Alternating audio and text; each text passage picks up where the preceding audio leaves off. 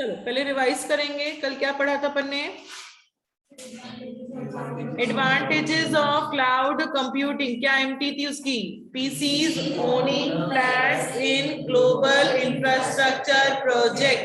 P stands for streamline business process, मतलब कम time पे ज्यादा काम ज्यादा लोग कर पा रहे हैं। पीसी सी मतलब रिड्यूस कैपिटल कॉस्ट, मतलब हार्डवेयर सॉफ्टवेयर का खर्चा करने की ज्यादा जरूरत नहीं है। PC is owning flats, F stands for improve flexibility, मतलब चेंजेस करना आसान है ज्यादा इश्यू के बिना, ज्यादा टेंशन के बिना। Then next F L, L stands for load balancing, अगर काम ज्यादा है तो ट्रांसफर कर सकते हैं, आसानी से लोड को बैलेंस कर सकते हैं। Then L A stands for easy pervasive accessibility, easy access of information था क्या? परवेसिव एक्सेसिबिलिटी था, एक ही बात है वैसे तो, एक ही बात है पर दो पॉइंट अलग अलग हैं। ये ए से कोई भी, ए से कोई भी कह सकते हो। अगर अपन इसको परवेसिव एक्सेसिबिलिटी माने तो मतलब एनी टाइम एनीवेयर, परवेसिव मतलब हर जगह कोई भी कहीं से कुछ भी डेटा को एक्सेस कर सकता है। T, T stands for reduce technology,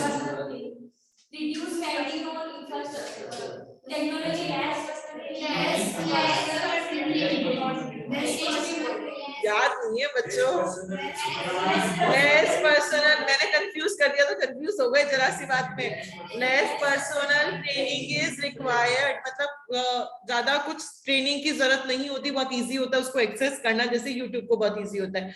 then S मतलब इकोनॉमीज ऑफ स्केल, मतलब रिसोर्सेज का इफेक्टिव एफिशिएंट यूटिलाइजेशन हो सकता है, हम कम रिसोर्सेज से ज्यादा आउटपुट को जनरेट कर सकते हैं, with reduce cost, minimal cost से काम कर सकते हैं। Then G, G stands for globalize the workforce, कोई भी कहीं से भी काम कर सकता है। B stands for backup and recovery, यहाँ पे बहुत सारे डेटा सेंटर्स होते हैं, बहुत सारी जगह बैकअप रख सकते हैं, उसको रिकवर भी कर सकते हैं। A stands for easy access of information, information को आसानी से एक्सेस किया जा सकता है। देन इंफ्रास्ट्रक्चर, टेक्नोलॉजी, इंफ्रास्ट्रक्चर पे पैसा कम खर्च करना पड़ेगा, हार्डवेयर सॉफ्टवेयर पे पैसा कम खर्च करना पड़ेगा। And last monitors project more effectively, project को मॉनिटर करना, बजट के अंदर मॉनिटर कर सकते हैं और कम समय में उस प्रोजेक्ट को खत्म कर सकते हैं, कंप्लीशन साइकिल टाइम बहुत शॉर्ट होगा। नेक्स्ट टॉपिक क्या पढ़ा था अपन ने? Service models. सर्विस मॉडल्स में पहला क्या पढ़ा था? इंफ्रास्ट्रक्चर एज अ सर्विस क्या होती है? It is a foundation of service models. ये हार्डवेयर लेवल सर्विसेज देता है, लाइक अपन को स्टोरेज चाहिए, सर्वर चाहिए, डेटाबेस, अभी तो आपने पढ़ लिया ना टाइप्स, अब वो सारे नाम लिख सकते हो, डेटाबेस चाहिए, बैकएंड चाहिए, सर्वर चाहिए, हार्डवेयर चाहिए, नेटवर्क चाहिए, वो सब यहाँ पे ये देगा। और यहाँ पे डायनामिक स्केलिंग होती है, मतलब बढ़ा भी सकते हैं, कम भी कर सकते हैं, और पे पर यूज बेसिस पे ये काम होता है। और यूजर को ये पता नहीं होना चाहिए कि उसको सर्विस कहाँ से मिली है, जरूरी नहीं है उसको ये हम बताएं कि सर्विस कहाँ से मिल रही है। देन उसके कैरेक्टरिस्टिक्स क्या थे? उसके characteristics web access to the resources, मतलब कहीं से भी उन रिसोर्सेज को एक्सेस किया जा सकता है, फिजिकली एक्सेस करने की जरूरत नहीं है। सेंट्रलाइज मैनेजमेंट, सारी रिसोर्सेज को एक जगह से मैनेज किया जा रहा है तो इफेक्टिव एंड एफिशिएंट यूटिलाइजेशन हो रहा है। देन इलास्टिसिटी, मतलब जब चाहिए जब बढ़ा लो, जब चाहिए जब उसको कम कर दो। Then shared infrastructure, one to many model काम में लिया जाता है, एक ही इंफ्रास्ट्रक्चर को बहुत सारी कंपनीज काम में लेती हैं तो उसका यूटिलाइजेशन बहुत अच्छे से होता है।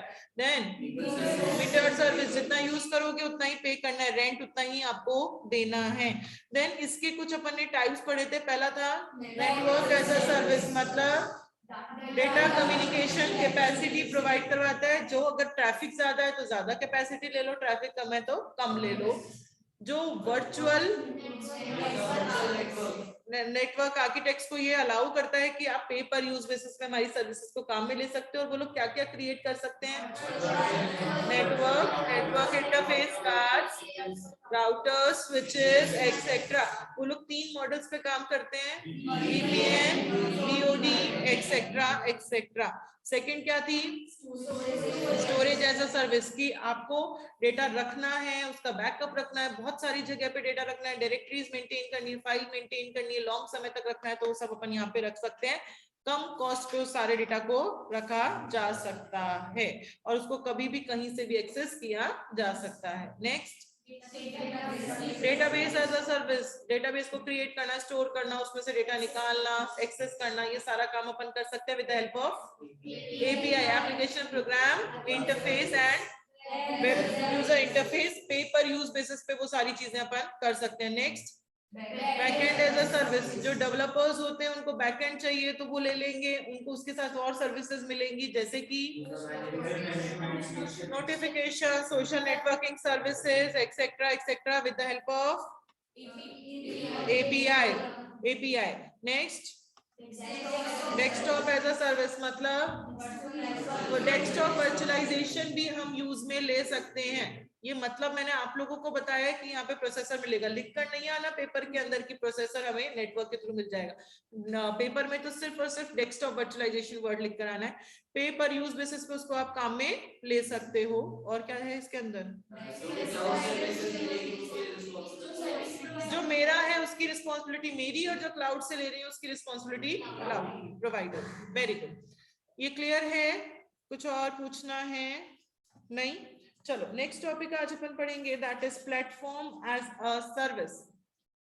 प्लेटफॉर्म एज अ सर्विस, इसके लिए एक लाइन लिख लो, tools required to develop a software, tools required. हाँ जी श्रेया बोलो बेटा।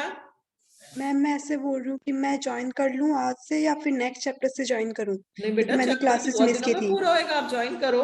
आपको अगर 10, 20, 30, 40% भी समझ में आए तो भी बहुत अच्छी बात है, वैसे समझ में आ जाएगा। सिर्फ ये क्लाउड कंप्यूटिंग का टॉपिक आज थोड़ा कम समझ में आया क्योंकि आपको क्लाउड का मतलब नहीं पता, बाकी आपको सब कुछ समझ में आएगा बेटा। तो मैं आज ज्वाइन कर लूँ ना? हाँ बिल्कुल कर लो, और आज की क्लास समझ में नहीं आया तो डिमोटिवेट मत होना, ठीक है? ठीक है मैम। हाँ हाँ जी बच्चों, लिखो प्लेटफॉर्म एज अ सर्विस के लिए लाइन लिखो, tools required to develop a software will be provided by cloud services, will be provided by cloud computing services. Example, compiler, languages like Java, C++, cloud computing services will be provided by cloud computing services. For example, compiler, languages like C, C++, Java, PHP, comma, testing tools, etc.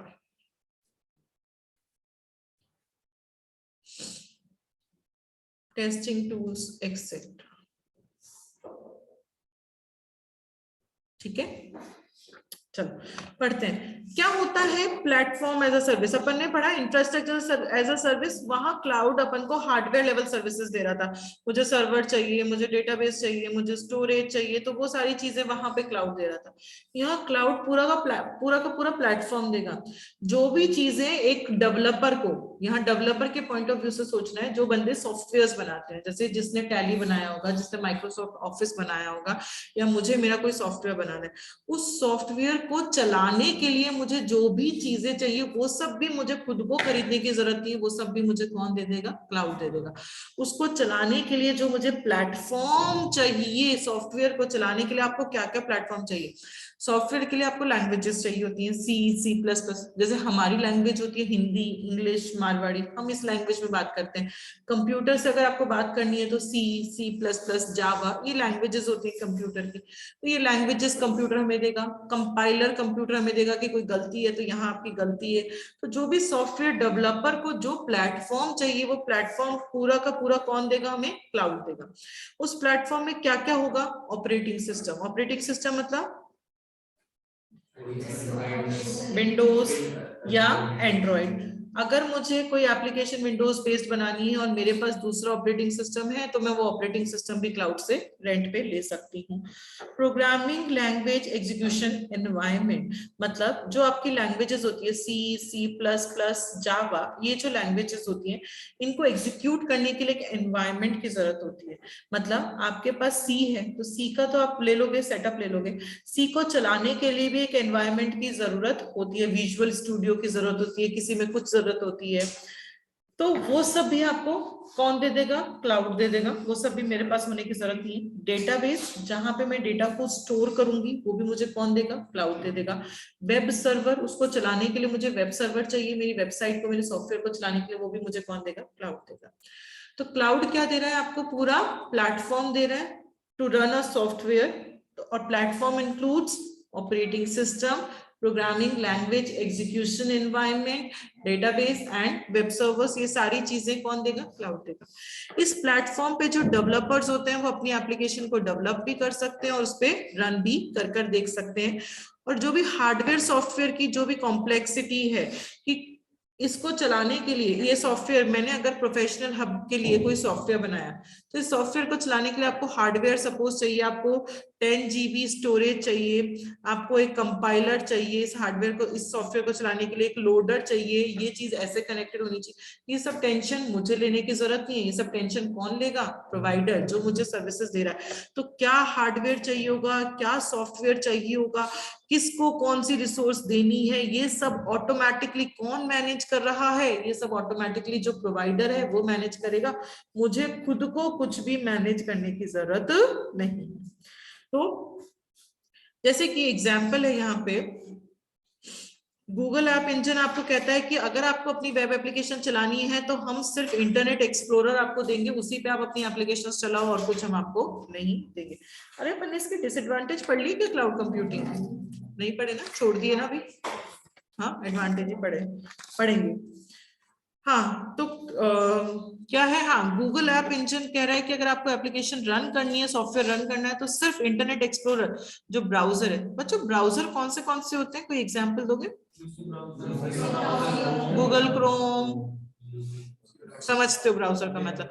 तो जैसे इसने कहा कि सिर्फ internet explorer पे आप काम कर सकते हो, इसके अलावा आप किसी और पे काम नहीं कर सकते अगर आपको हमारे साथ काम करना है तो ये एक लिमिटेशन भी हो सकती है क्लाउड कंप्यूटिंग की। क्लाउड कंप्यूटिंग रेस्ट्रिक्ट कर देता है कि आप इसी एनवायरनमेंट में काम कर सकते हो। सपोज अगर मेरा मन है कि मुझे गूगल क्रोम पे काम करना है, किस पे काम करना है? गूगल क्रोम पे। पर अगर मैं गूगल ऐप इंजन से क्लाउड ले रही हूँ तो वो लोग तो सिर्फ मुझे इंटरनेट एक्सप्लोरर देंगे, वो गूगल क्रोम नहीं देंगे, तो मैं किसके लिए रेस्ट्रिक्टेड हो जाऊंगी? इंटरनेट एक्सप्लोरर के लिए। तो ये एक डिसएडवांटेज हो गया कि जो क्लाउड कंप्यूटिंग है वो आपको रेस्ट्रिक्ट करता है कि आप इसी इंफ्रास्ट्रक्चर पे काम कर सकते हो, इसके अलावा आप काम नहीं कर सकते। जनरली ऐसा होता नहीं है रियल लाइफ में, उनके पास इतने सारी चीजें होती हैं कि मतलब इतने सारे ऑप्शंस हैं कि उसमें से अपन को कोई ना कोई पसंद आ ही जाता है। बट एक ये लिमिटेशन हो सकता है कि वो हमें रेस्ट्रिक्ट करता है कि आपको अगर हमारे साथ काम करना है तो आपको ये ऐसे ही काम करना पड़ेगा। तो ये होता है आपका प्लेटफॉर्म एज अ सर्विस। क्या पढ़ा बच्चों? Platform as a service. Cloud platform provide करवाता है to run a software. Platform includes operating system, programming language, execution environment, database and web servers. जो डेवलपर्स हैं उस प्लेटफॉर्म पे अपना सॉफ्टवेयर रन भी कर सकते हैं, चलाकर भी देख सकते हैं, डेवलप भी, बना भी सकते हैं और चला भी सकते हैं। उस सॉफ्टवेयर के लिए क्या हार्डवेयर, क्या सॉफ्टवेयर, किसको किससे कनेक्ट करना है, कौन सी रिसोर्सेज चाहिए, वो सारे इश्यूज मेरे नहीं है, वो सारे इश्यूज किसके हैं? प्रोवाइडर के। वो सारा काम मैनुअली नहीं करना, वो सारा काम कौन करेगा? प्रोवाइडर कर देगा आपको। तो इसी को क्या कहा जाता है? इसी को कहा जाता है platform as a service. Next, third अपनी सर्विसेज है। अपन ने पढ़ी थी इसकी मेमोरी टेक्निक क्या थी बच्चों? IPS, infrastructure as a service, platform as a service, and S का मतलब होता है सॉफ्टवेयर एज अ सर्विस। यहां क्या हुआ? इसके लिए भी लाइन लिख लो। Instead of giving tools, software as a service के लिए एक लाइन लिख लो। Instead of giving tools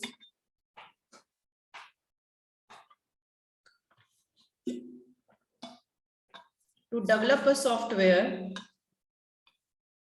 instead of giving tools to develop a software, comma, entire software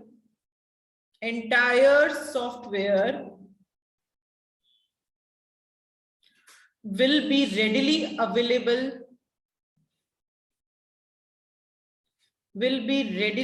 available for the user.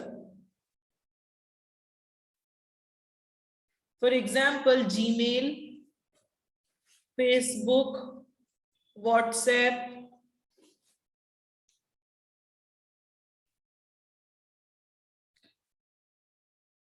Example के बाद ही एक ब्रैकेट में एक पॉइंट लिख लो, फेसबुक में न्यू फीचर्स वो खुद लगाएगा, फेसबुक में न्यू फीचर्स वो खुद लगाएगा।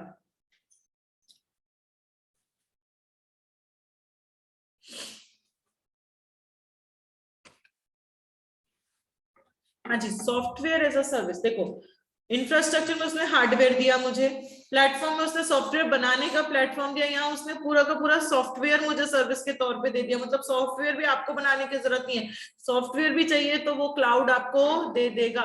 तो यहाँ पे क्लाउड आपको कंप्लीट सॉफ्टवेयर देता है जिसपे आप काम कर सकते हो with the help of internet. जैसे कि अगर आपको कोई डॉक्यूमेंट बनाना है, तो वैसे तो अभी हमारे पास वर्ड होना चाहिए, पर अगर आपको ऑनलाइन कोई डॉक्यूमेंट बनाना है तो गूगल डॉक्स पे ऑनलाइन जाओ और उस पर आप ऑनलाइन डॉक्यूमेंट बना सकते हो। आपके पास MS वर्ड होने की जरूरत नहीं है, मतलब उसने पूरा का पूरा सॉफ्टवेयर मुझे एज अ सर्विस दे दिया। अगर मुझे कोई फोटो को एडिट करना है तो मेरे कंप्यूटर में एडिटर होने की जरूरत नहीं, ऑनलाइन जाऊंगी pixely.com पे एडिट करूंगी और फोटो मेरी एडिट हो जाएगी।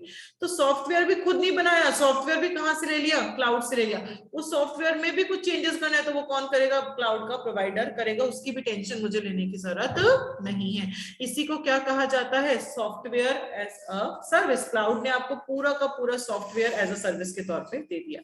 सॉफ्टवेयर एज अ सर्विस के टाइप्स या उसके इंस्टेंसेस क्या है, पहला है testing as a service. Testing as a service, software, suppose cloud से मैं सॉफ्टवेयर नहीं लेना चाहती, मैंने जो सॉफ्टवेयर बनाया उस सॉफ्टवेयर की टेस्टिंग होती ही नहीं होती कि वो सॉफ्टवेयर सही काम करेगा या गलत काम करेगा, होती है टेस्टिंग। जो बैंक्स के लिए जो सॉफ्टवेयर्स बनते हैं उनकी तो बहुत ज्यादा टेस्टिंग होती है, क्योंकि बैंक्स में मॉनेटरी ट्रांजैक्शंस ज्यादा होते हैं। तो रियल लाइफ में कोई भी सॉफ्टवेयर आने से पहले, फाइनल कस्टमर तक आने से पहले हर सॉफ्टवेयर की टेस्टिंग होती है। अब उस टेस्टिंग के लिए भी मुझे अगर डेटा चाहिए, उस टेस्टिंग के लिए भी मुझे क्लाउड से कुछ लेना है तो ले सकती हूँ। अगर मुझे क्लाउड से टेस्ट डेटा चाहिए तो क्लाउड मुझे देगा कि आप ये डेटा डालो, आप इस पर टेस्ट कर सकते हो। फॉर एग्जाम्पल, बहुत छोटा सा एग्जाम्पल ले रही हूँ, मैंने एडिशन का सॉफ्टवेयर बनाया। अब मैं चाहती हूँ 2+2 भी एडिशन करे, वो 2.5 + 3.5 भी वो एडिशन करे, डेसिमल की एक डिजिट, 2.44 + 3.66 डेसिमल के बाद 2 डिजिट भी वो ऐड करे, 7.673 + 2.45 ऐसा भी कुछ वो ऐड करे। एक तो तरीका है कि ये सारे डेटा मैं खुद दिमाग लगाकर बनाऊं कि डेसिमल के बाद 1 डिजिट, डेसिमल के बाद 2 डिजिट, डेसिमल के बाद 3 डिजिट, या फिर पहला 2 डिजिट का है फिर 3 डिजिट का नंबर है, कैसे क्या ऐड होगा, ये सब डेटा मैं खुद बनाऊं। या ये डेटा भी मैं कहां से ले सकती हूँ, क्लाउड से। क्लाउड मुझे डेटा देगा, आप अपने सॉफ्टवेयर को, इस डेटा को चलाकर देखो, आपका डेटा टेस्ट हो जाएगा। जनरेशन ऑफ टेस्ट केसेस, अगर आपको केस चाहिए, अगर आपको सिचुएशन चाहिए कि अगर ऐसी सिचुएशन हो तो मेरा सॉफ्टवेयर कैसा रिएक्ट करेगा, अगर ऐसी सिचुएशन हो तब मेरा सॉफ्टवेयर कैसा रिएक्ट करेगा, वो भी आपको देगा।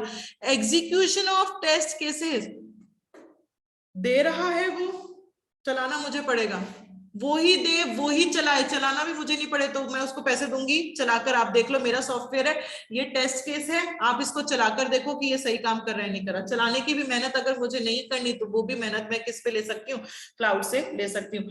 Test result evaluation on a pay per use basis, test का जो रिजल्ट आ रहा है उसको इवैल्यूएट करना है कि मेरा बिजनेस प्रॉफिट में चल रहा है, लॉस में चल रहा है, मेरे सॉफ्टवेयर में कहाँ गलतियां आ रही है। या तो ये इवैल्यूएट मैं कर सकती हूँ, या ये इवैल्यूएशन भी मैं किससे करवा सकती हूँ, क्लाउड से करवा सकती हूँ, प्रोवाइडर से करवा सकती हूँ।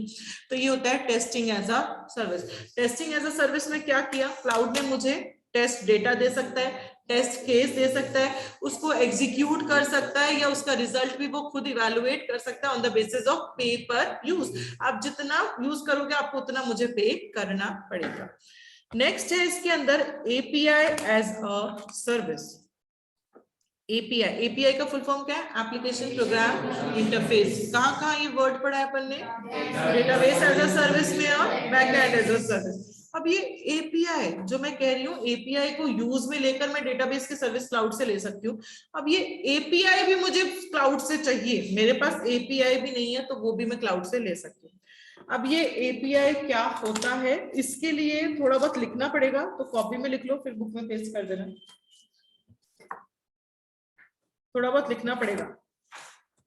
एपीआई एज अ सर्विस के लिए मैं थोड़ा सा लिखवा रही हूं आप लोगों को।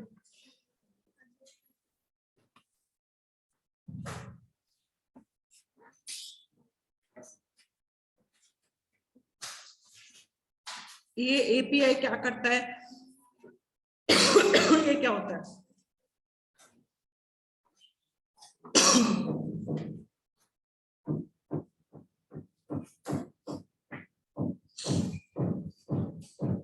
मेक माई ट्रिप, पहले लिख लो फिर मैं समझा दूंगी। Connected with air India, Vistara, Indigo,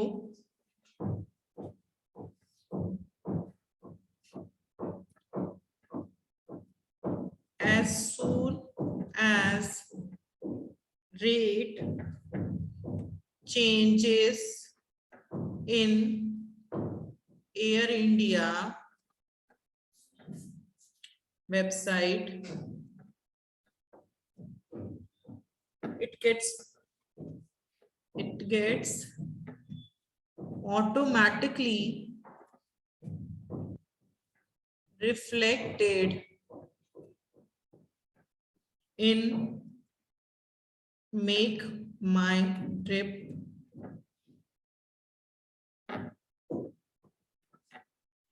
WhatsApp, Google Maps, API के थ्रू, Amazon, हाँ अच्छा, Zoom माइनस,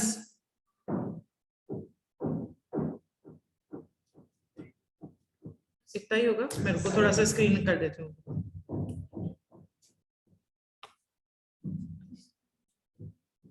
दिख रहा है?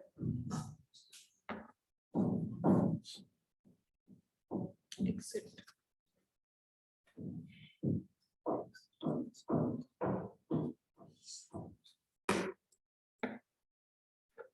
Amazon credit card processing.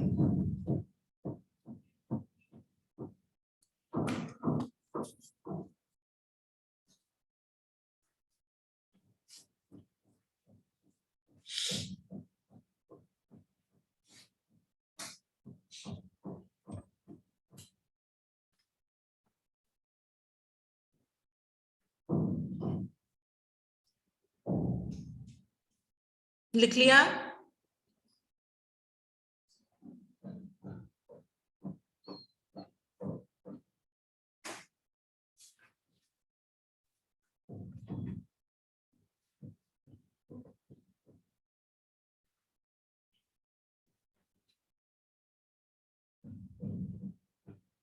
लिख लिया? मैं समझाती हूँ होता क्या है। ये क्या लिखवाया है मैंने, API as a service. API मैंने क्लाउड से पूरा एप्लीकेशन प्रोग्राम इंटरफेस पूरा का पूरा सर्विस के तौर पे ले सकती हूँ। अब ये एपीआई करता क्या है, जैसे मेक माई ट्रिप से आप अपने जो भी फ्लाइट्स वगैरह की बुकिंग करवा सकते हो मेक माई ट्रिप से। अगर मुझे कोई फ्लाइट की बुकिंग करवानी है कहीं के लिए भी करवा सकती हूँ। और अगर मैं एयर इंडिया की वेबसाइट पे जाकर एयर इंडिया की फ्लाइट बुक करवाऊँ तो वो भी करवा सकती हूँ। एयर इंडिया पहले जयपुर टू दिल्ली रेंट ले रहा था 2000 रुपए, तो मेक माई ट्रिप पे मुझे वो 2000 रुपए दिख रहे थे। जैसे ही उसने सोचा मेरे को रेंट बढ़ाना है, 2.5 करना है, 2500 रुपए मुझे करना है, जयपुर टू दिल्ली का रेंट मुझे कितना करना है, फेयर कितना करना है, 2.5। अगर ये 2.5 रिफ्लेक्शन में टाइम लग जाए, मतलब यहाँ तो चेंजेस हो गए पर यहाँ अभी भी मुझे 2000 रुपए ही दिखा रहा है, तो कंपनीज को लॉस होएगा नहीं होएगा? बहुत सारा लॉस हो जाएगा। तो ये चेंजेस तुरंत दिखने चाहिए, जो चेंजेस एयर इंडिया में हो रहे हैं वही के वही चेंजेस मेक माई ट्रिप में तुरंत दिखने चाहिए। चाहे वो कस्टमर मेक माई ट्रिप से ओपन करे चाहे एयर इंडिया से ओपन करे, उसको हर जगह सेम रेट दिखनी चाहिए। जो चेंजेस हो रहे हैं वो तुरंत होने चाहिए। तो मेक माई ट्रिप कनेक्टेड होता है एयर इंडिया की जो भी वेबसाइट है उससे, विस्तारा से, इंडिगो से, with the help of API. जैसे अगर अपन और एग्जांपल ले, व्हाट्सएप पे लोकेशन भेजते हो तो लोकेशन कैसे भेज पाते हो? क्यों? क्योंकि व्हाट्सएप किससे कनेक्टेड है? गूगल मैप्स से कनेक्टेड है व्हाट्सएप। और वो कैसे कनेक्टेड है? With the help of API.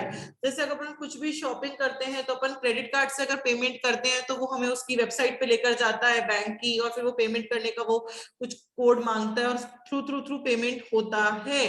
तो वो कैसे कनेक्टेड है अमेजॉन उससे? Through API. इसी चीज को क्या बोला जाता है? एपीआई बोला जाता है, एप्लीकेशन प्रोग्राम इंटरफेस बोला जाता है। अगर ये भी सॉफ्टवेयर मेरे पास नहीं है एपीआई का सॉफ्टवेयर, तो ये सॉफ्टवेयर भी मैं क्लाउड प्रोवाइडर से ले सकती हूँ। तो API as a service allow users to explore functionality of web services such as Google Maps, payroll processing, credit card processing services, etc. Users, यहाँ पे Google Maps के लिए यूजर कौन हो गया? व्हाट्सएप को उससे कनेक्ट करने में हेल्प करेगा। पेरोल प्रोसेसिंग, अगर आपको कुछ भी सैलरी में कुछ भी प्रोसेसिंग करनी है, वो चीजें कनेक्टिविटी का काम कौन करता है? यहाँ पे एपीआई करता है। क्लियर? समझ में आ गया? एपीआई। देन नेक्स्ट है ईमेल एज अ सर्विस। अगर क्लाउड से मुझे पूरा का पूरा मेल चाहिए, जैसे जीमेल, याहू मेल, क्या मेल के सॉफ्टवेयर आपने खुद ने बनाए हैं? नहीं। याहू मेल खुद ने बनाया है? नहीं। मैंने खुद ने नहीं बनाया, फिर भी मैं इन सॉफ्टवेयर्स को यूज कर सकती हूँ, विद हेल्प ऑफ इंटरनेट कर सकती हूँ। क्यों? क्योंकि वो मुझे प्रोवाइडर ने दिया है।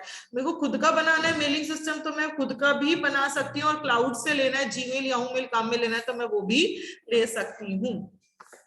ईमेलिंग के लिए, ऑफिस ऑटोमेशन के लिए, records management, integration, migration with archiving, ये मेल्स में ऑप्शंस आते हैं। आर्चिविंग का मतलब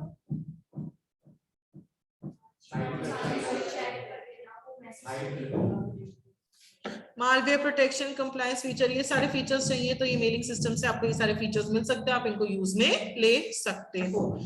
अदर क्लाउड सर्विसेज, ये अपन ने पढ़ लिए सॉफ्टवेयर एज अ सर्विस। क्या पढ़ा बच्चों सॉफ्टवेयर एज अ सर्विस के अंदर? कि क्लाउड ने पूरा का पूरा सॉफ्टवेयर आपको एज अ सर्विस दे दिया on the basis of paper use. आपको सॉफ्टवेयर भी खुद को नहीं बनाना। जैसे कि अगर मुझे कोई डॉक्यूमेंट बनाना है तो गूगल डॉक्स पे बना सकती हूँ, और अगर मुझे कोई इमेज को एडिट करना है तो pixlary.com पे कर सकती हूँ। इसके टाइप्स क्या क्या है? पहला है टेस्टिंग एज अ सर्विस। उसमें मुझे क्या क्या दिया? टेस्ट डेटा, टेस्ट केस, उसको एग्जीक्यूट भी कर सकता है और उसका रिजल्ट भी वो खुद इवैल्यूएट कर सकता है on the basis of paper use. Then next क्या पढ़ा आपने? API as a service.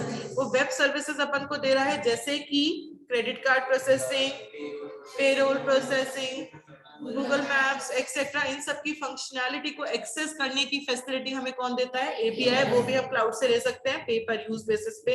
Then email as a service, कि अगर मुझे ईमेलिंग के लिए सिस्टम चाहिए, ईमेलिंग के लिए, ऑफिस के ऑटोमेशन के लिए कोई सिस्टम बनाना है, स्पैम्स ब्लॉकिंग या फिर मालवेयर प्रोटेक्शन या जो भी है, वो सब भी क्लाउड हमें एज अ सॉफ्टवेयर में दे सकता है। उसकी सर्विसेज भी हम क्लाउड से ले सकते हैं। ये तीन तो सर्विस मॉडल्स अपन ने पढ़ लिए, infrastructure as a service, platform as a service and software as a service. और भी क्लाउड कंप्यूटिंग, और भी क्लाउड के सर्विस मॉडल्स होते हैं, जैसे कि कम्युनिकेशन एज अ सर्विस, ये अलग है।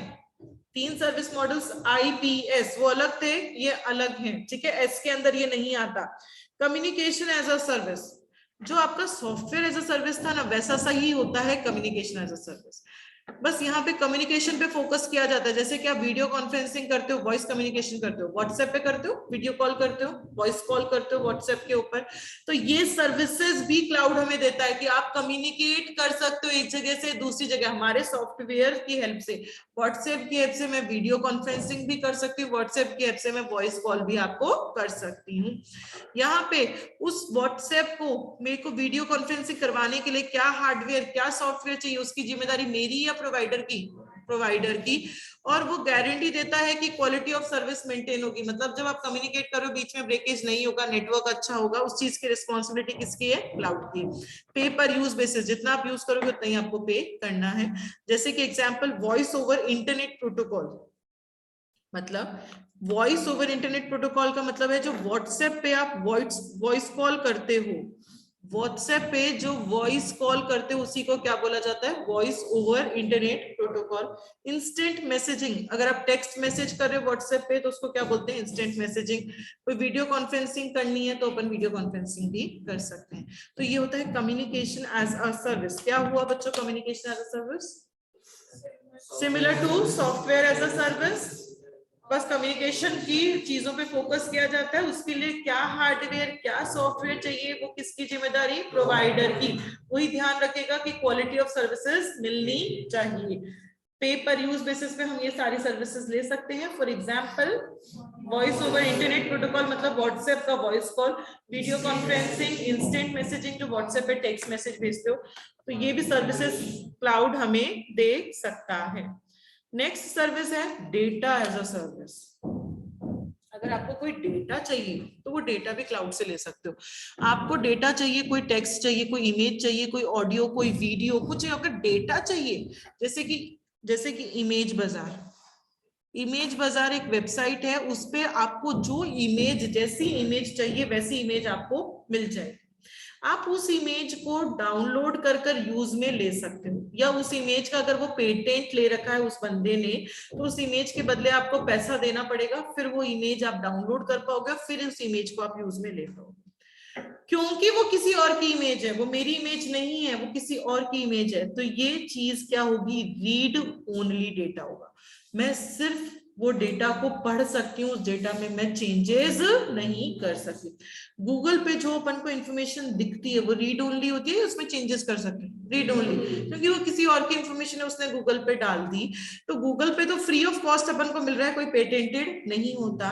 पर अगर पेटेंटेड है तो उसके बदले मुझे उसको पैसा देना पड़ेगा, तब मैं उसका डेटा को यूज में ले सकती हूँ। तो वो डेटा भी अगर आपको चाहिए तो डेटा भी आपको क्लाउड देगा, चाहे वो टेक्स्ट हो, चाहे वो ऑडियो हो, चाहे वो वीडियो हो, चाहे वो कैसा भी डेटा हो। जो डेटा क्लाउड दे रहा है उसकी सिक्योरिटी की जिम्मेदारी किसकी? क्लाउड की। और जो मेरा खुद का डेटा है, मेरे कंप्यूटर में जो डेटा पड़ा है उसकी जिम्मेदारी खुद की। तो यहाँ पे जो डेटा प्रोवाइडर का है उस पे यूजर सिर्फ रीड ओनली काम कर सकता है, और जितना आप यूज करोगे उसके अकॉर्डिंग आपको पे करना है। जो डेटा का टाइप आप यूज कर रहे हो, टेक्स्ट यूज कर रहे हो कि ऑडियो कर रहे हो कि वीडियो कर रहे हो, वीडियो के लिए ज्यादा पैसा देना पड़ेगा, टेक्स्ट के लिए कम पैसा देना पड़ेगा आपको। तो जो भी डेटा, जिस भी तरीके का डेटा काम में ले रहे हो उसके अकॉर्डिंग उसका पैसा अपन को उसको देना पड़ेगा। Data encryption and operating system authentication are commonly provided for security. Data यहाँ पे एनक्रिप्टेड फॉर्म में होता है। एनक्रिप्टेड का मतलब होता है डेटा कोडेड फॉर्म में होता है। जो डेटा मिलेगा वो जो एक्चुअली स्टोर्ड होगा कंप्यूटर में वो किस फॉर्म में होगा? कोडेड फॉर्म में, ताकि बीच में कोई हैकर उसको देख ना पाए। ऑपरेटिंग सिस्टम ऑथेंटिकेशन मतलब आपको अगर वो यूज में लेना है वो डेटा तो आपको कोई आईडी पासवर्ड डालना पड़ेगा। ये सिक्योरिटी के लिए ये सारी चीजें वो प्रोवाइडर लगा सकते हैं। ठीक है, तो डेटा एज अ सर्विस कि अगर आपको कोई डेटा चाहिए तो वो भी कौन देगा? क्लाउड दे देगा डेटा। चाहे वो इमेज हो, चाहे वो टेक्स्ट हो, चाहे वो ऑडियो हो, चाहे वो वीडियो हो। यहाँ पे क्योंकि डेटा प्रोवाइडर का है तो सिर्फ डेटा को रीड कर सकते हैं। जो डेटा उसका है उसकी जिम्मेदारी प्रोवाइडर की, और जो डेटा मेरे पास है उसकी जिम्मेदारी मेरी। क्लियर? समझ में आ गया? देन नेक्स्ट है अपनी सर्विस मॉडल में, that is security as a service. ये नाम से समझ में आ रहा है थोड़ा थोड़ा? क्लाउड मुझे सिक्योरिटी की सर्विस भी दे रहा है। सिक्योरिटी की सर्विस वैसे तो ऐसा होता है कि क्लाउड पे जो डेटा आप रख रहे हो वो सेफ है, वो सिक्योर है, उसको कोई हैकर हैक नहीं करेगा। एक तो होती है नॉर्मल सिक्योरिटी जो क्लाउड सबको देगा, सारे यूजर्स को देगा कि ठीक है आपने अगर हमारे पास डेटा रखा है तो उसका कोई लीकेज नहीं होगा। पर मुझे फिर भी डर है, मैं कहती हूँ नहीं मेरा डेटा बहुत सेंसिटिव है, अगर कुछ हो गया तो मैं तो आपकी सिक्योरिटी पे भरोसा नहीं कर सकती, तो मेरे लिए एक और सिक्योरिटी गार्ड बिठा दो। नहीं होता, एक सिक्योरिटी गार्ड बिल्डिंग का है, एक सिक्योरिटी गार्ड मैंने मेरे फ्लैट के बाहर बिठा दिया, क्योंकि मुझे बिल्डिंग वाले सिक्योरिटी गार्ड पे भरोसा नहीं। बिल्डिंग वाला जो सिक्योरिटी गार्ड है वो तो फ्री ऑफ कॉस्ट सबको मिल रहा है, मेंटेनेंस में वो तो पैसा खर्च हो रहा है, पर जो मैं फ्लैट के बाहर सिक्योरिटी गार्ड बिठाऊंगी उसका पैसा अलग देना पड़ेगा, नहीं देना पड़ेगा? देना पड़ेगा। ये जो फ्लैट के बाहर जो सिक्योरिटी गार्ड आपने बिठाया है, ये वही सिक्योरिटी है यहाँ पे, कि क्लाउड से मुझे सिक्योरिटी चाहिए, क्लाउड के ही डेटा को प्रोटेक्ट करने के लिए। वो भी सिक्योरिटी गार्ड कहाँ बैठा है? बैठा तो बिल्डिंग में ही है ना, बैठा तो क्लाउड में ही है। मैंने कहा, क्लाउड ने कहा हमने फायरवॉल लगा रखा है, मैंने कहा मेरे सॉफ्टवेयर के बाद एक और फायरवॉल लगा दो, मुझे 2 लेयर चाहिए, मुझे एक सिक्योरिटी की लेयर नहीं चाहिए, मुझे 2 लेयर चाहिए, ताकि मेरा डेटा कहीं से भी लीक ना हो जाए। तो ये जो दूसरी लेयर मैं ले रही हूँ, इसके बदले मुझे क्लाउड को पैसा देना पड़ेगा, और जितनी यूज करूंगी उतना पैसा देना पड़ेगा। ठीक है। देन लास्ट है service model, that is identity as a service. Identity as a service. Identity किस चीज को आइडेंटिटी कहते हो?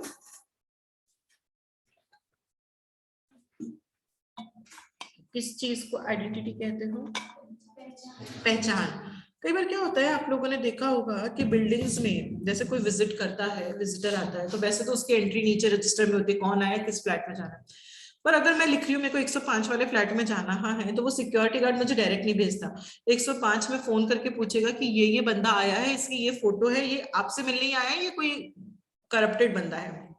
अगर वो 105 वाला हाँ करेगा तो सिक्योरिटी गार्ड उसको भेजेगा, अदरवाइज नहीं भेजेगा। ये उसने आइडेंटिटी को वेरीफाई किया कि ये बंदा बोल रहा है मेरा नाम अर्पिता है, तो उसका नाम अर्पिता है या नहीं है, उस चीज को verification, that is known as identity as a service.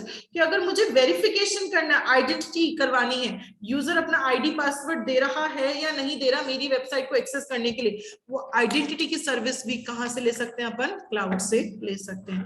तो it is an ability given to the end users, typically an organization or enterprise, to access the authentication infrastructure. Authentication का मतलब होता है ID and पासवर्ड। उस बंदे का ID password check करने की जिम्मेदारी भी किसकी है? क्लाउड की है, वो भी मेरी नहीं है। That is built, hosted and managed and provided by the third party service provider. इसके अंदर क्या क्या होता है? डायरेक्टरी सर्विसेज, इसमें से 2 या 3 नाम याद कर लेना। Authentication services, risk and event monitoring, single sign on services. Single sign on क्या होता है कि उस बंदे ने सिर्फ एक ही बार, किसी कोई वेबसाइट है उसमें ऐसा है कि एक बंदा सिर्फ एक ही बार दिन में साइन इन कर सकता है, दोबारा अगर उसको साइन इन करना है तो उसको अगले दिन ही करना पड़ेगा, वो दोबारा नहीं करे। तो अगर वो दोबारा कोशिश करता है तो क्लाउड चेक करेगा कि उसने एक बार कर चुका है, अगर कर चुका है तो क्लाउड उसको मना कर देगा कि आप अब अलाउड नहीं हो, आप अगले दिन ही ये काम कर सकते हो। और ज्यादा सिक्योरिटी बढ़ाने के लिए ये सारी आइडेंटिटी को भी चेक किया जा सकता है, और ये सर्विसेज भी मुझे कौन देगा? क्लाउड देगा। क्लियर? तो ये सारे सर्विस मॉडल्स हैं क्लाउड के। क्या क्या सर्विस मॉडल्स आज पढ़े बच्चों अपन ने? Platform as a service. Platform as a service में क्या पढ़ा? पूरा का पूरा सॉफ्टवेयर डेवलपर्स के लिए प्लेटफॉर्म दे रहा है। Platform includes operating system, programming language, execution environment, web servers and database. इस प्लेटफॉर्म पे डेवलपर अपना सॉफ्टवेयर को रन भी कर सकता है, एग्जीक्यूट भी कर सकता है, डेवलप भी कर सकता है। और उसके लिए क्या हार्डवेयर, क्या सॉफ्टवेयर, क्या रिसोर्सेज चाहिए, उसकी जिम्मेदारी किसकी? प्रोवाइडर की, अपनी कोई जिम्मेदारी नहीं है। नेक्स्ट क्या है?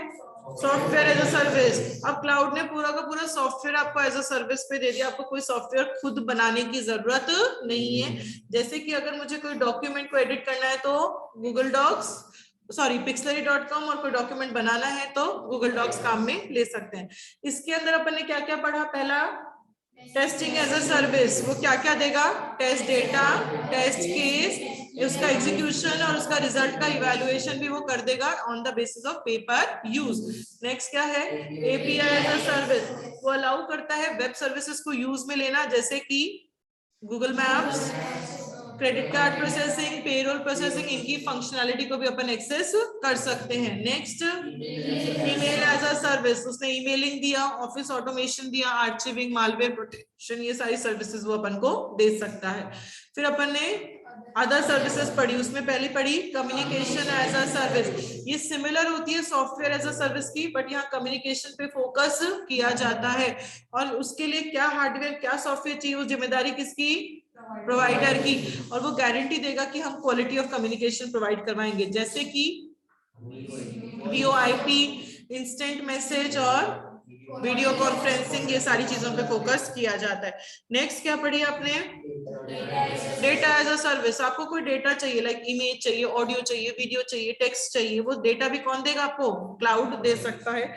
आप जो यूज करें उसके बदले आपको पे करना है।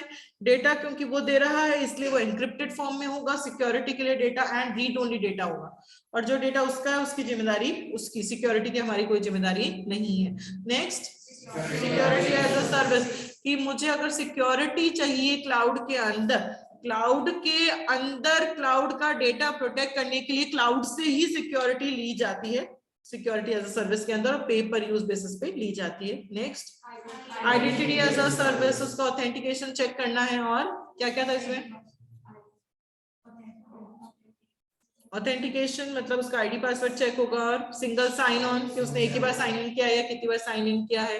ये सारी चीजें भी सर्विसेज कौन देगा अपन को? क्लाउड देगा, ऑन द बेसिस ऑफ पे पर यूज। आप जितना यूज करोगे उतना ही आपको पे करना है। तो क्या क्या सर्विस मॉडल्स पढ़ेंगे, वापस नाम बताओ। Infrastructure as a service, platform as a service, software as a service, communication as a service,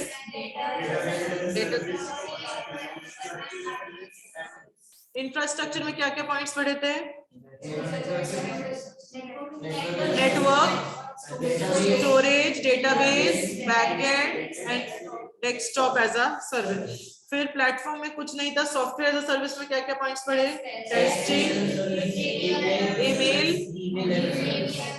testing, email and API as a service. ये सारे अपने क्लाउड के सर्विस मॉडल्स हैं।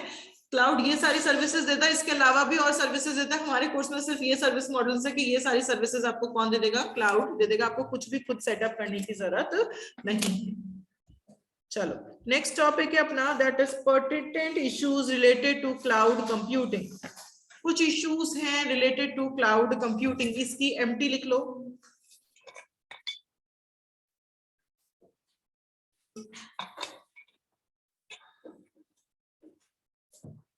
Pertinent issues related to cloud computing, इसकी MT लिखो HUL bits, HUL bits.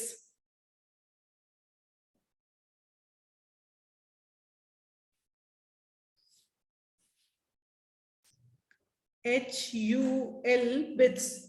H stands for hidden cost.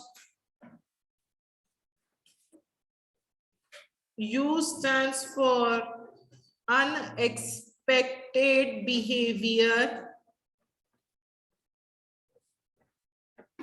L stands for legal issues. B stands for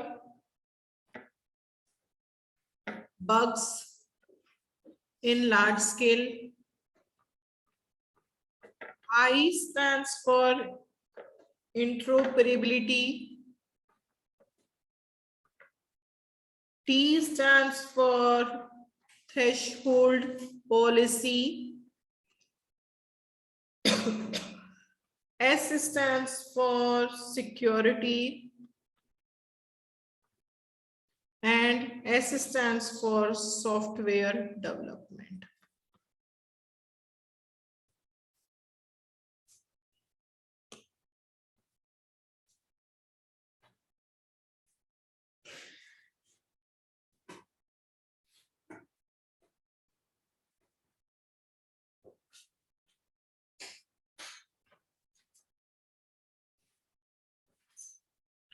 लिख लिया?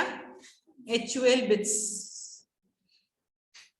कुछ इश्यूज हैं रिलेटेड टू क्लाउड कंप्यूटिंग। क्या क्या issues हैं? पहला इशू है आपका थ्रेशहोल्ड पॉलिसी। थ्रेशहोल्ड का मतलब क्या होता है बच्चों?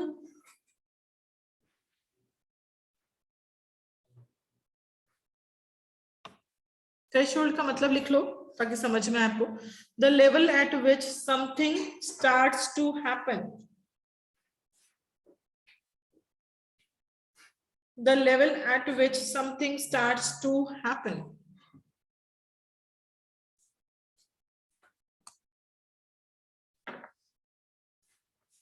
Level at which something starts to happen.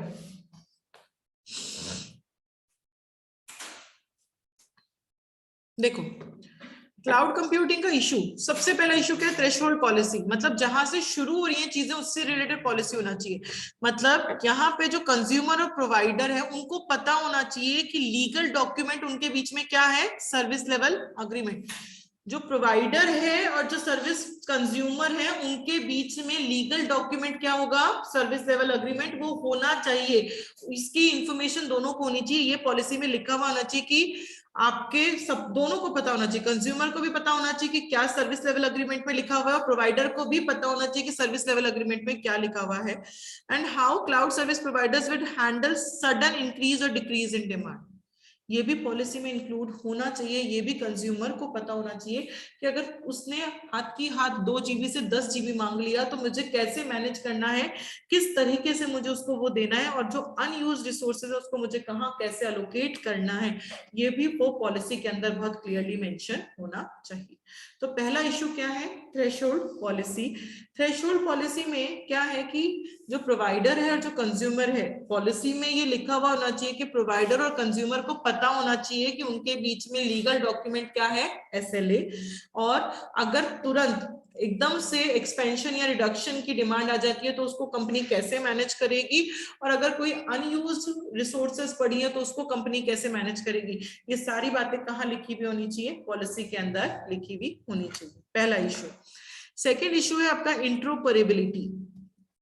इंट्रोपरेबिलिटी, इंट्रोपरेबिलिटी का मतलब लिखो, the ability of computer system, the ability of computer system और softwares to exchange and make use of information. The ability of computer system and softwares to exchange and make use of information.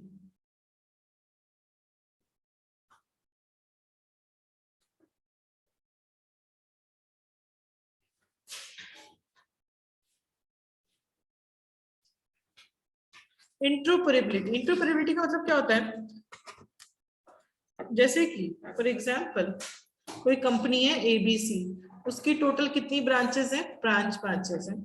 उसने अगर दो branch का data AWS में रख रखा है और उसको 3 ब्रांच का डेटा गूगल के पास रखना है, और वो अपना ये 2 ब्रांच का डेटा भी इसके पास ही ट्रांसफर करना चाहता है। पहले उसने ऐसा स्टोर किया था, शुरू में उसने ऐसा मेंटेन कर रखा था, अब इसको ये 2 ब्रांच का डेटा भी गूगल के पास रखवाना है, तो वो बहुत मुश्किल, बहुत ज्यादा मुश्किल होता है।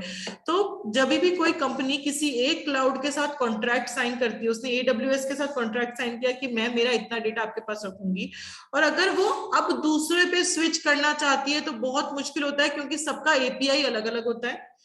गूगल का API अलग होगा, उसका AWS का API अलग होगा, सबका अपना रखने का तरीका अलग अलग होता है। गूगल अलग फॉर्मेट में रखता है, AWS अलग फॉर्मेट में रखता है। तो बिल्कुल भी आसान नहीं है कि एक क्लाउड से दूसरे क्लाउड पे मूव करना, क्योंकि सबकी अपनी सर्विसेज अलग, अपना टूल्स अलग, अपना ऑपरेटिंग सिस्टम अलग। दूसरे क्लाउड पे स्विच करना मतलब दूसरी टेक्नोलॉजी पे काम करने के बराबर हो जाता है। तो इंट्रोपरेबिलिटी का मतलब होता है एक जगह से दूसरी जगह जब हम काम को ट्रांसफर करते हैं, तो क्लाउड कंप्यूटिंग में वो आसान नहीं होता। AWS अपने किसी भी क्लाउड में ट्रांसफर कर सकता है, पर मैं AWS से GoDaddy के पास जाना चाहती हूँ, एक कंपनी से दूसरी कंपनी में अगर मैं स्विच करना चाहती हूँ तो वो बहुत मुश्किल होता है, क्योंकि सबका API अलग, सबका काम रखने का फॉर्मेट अलग, सबका अपना ऑपरेटिंग सिस्टम अलग, सबकी अपनी सर्विसेज अलग, सबके अपने टूल्स अलग, सब कुछ अलग होता है अलग अलग कंपनीज का। तो आपको हमेशा सोच समझ कर क्लाउड चूज करना चाहिए, क्योंकि अगर आप सोचो कि मैं बाद में मूव करवा दूंगी डेटा को, तो बाद में मूव करवाना आसान नहीं होता, बहुत मुश्किल हो जाता है। ये होता है आपका इंट्रोपरेबिलिटी। नेक्स्ट है आपका hidden cost. Hidden cost, such cost may include higher network charges for storage and database application और latency issues। latency का मतलब लेट हो जाना। मैंने कुछ मांगा और उसने कुछ दिया, उसके बीच में जो टाइम होता है उसको उस टाइम गैप को लेटेंसी इशू कह सकते हैं for users who may be located far from cloud service providers. कई बार क्या होता है, क्लाउड में आपने नेटवर्क मांगा तो उसने नेटवर्क के चार्जेस आपसे ज्यादा ले लेते हैं, या मैंने क्लाउड से सपोज सिर्फ स्टोरेज मांगा और स्टोरेज को रखने के लिए भी नेटवर्क वगैरह अगर चाहिए, तो उसने पहले बताया था कि मैं आपसे 500 रुपए पर घंटे का लूंगा और बाद में वो मुझसे 700 रुपीज पर घंटे का लेने लग जाता है, क्योंकि और कुछ हिडन कॉस्ट उसके अंदर जुड़ी हुई रहती है। तो network charges for storage, database application, कई बार ये सारी कॉस्ट जो होती है, लेटेंसी इश्यूज कि मैंने मांगा अभी कि मुझे अभी 2 GB डेटा चाहिए और उसने मुझे 2 घंटे बाद 2 GB डेटा दिया, मेरे मांगने में और उसके रिस्पॉन्ड करने के बीच में जो टाइम गैप होता है उसको लेटेंसी इशू कहते हैं। तो ये सारी दिक्कतें भी क्लाउड में अपनी आ सकती हैं। हिडन कॉस्ट की दिक्कत भी आ सकती है कि कई बार कुछ नेटवर्क की कॉस्ट वो ज्यादा लगा देता है, स्टोरेज की कॉस्ट वो ज्यादा लगा देता है, कई बार लेटेंसी इश्यूज आ जाते हैं, तो ये सारी कॉस्ट भी आपको बेयर करनी पड़ेगी क्लाउड सर्विसेज अगर आप काम में ले रहे हो तो। नेक्स्ट है issue that is unexpected behaviour. Unexpected behaviour, आपको जब भी क्लाउड पे जा रहे हो तो आपको उसकी परफॉर्मेंस को टेस्ट करना चाहिए कि वो काम क्लाउड अच्छा कर रहा है, खराब कर रहा है। आप देखो कि अगर सडन इंक्रीज इन डिमांड आ जाता है तो क्लाउड कैसे मैनेज करता है और अपनी अनयूज्ड रिसोर्सेज को कैसे मैनेज करता है, और ये सारी प्रॉब्लम्स क्लाउड लेने से पहले, क्लाउड की सर्विसेज लेने से पहले ये सारी प्रॉब्लम सॉल्व हो जानी चाहिए।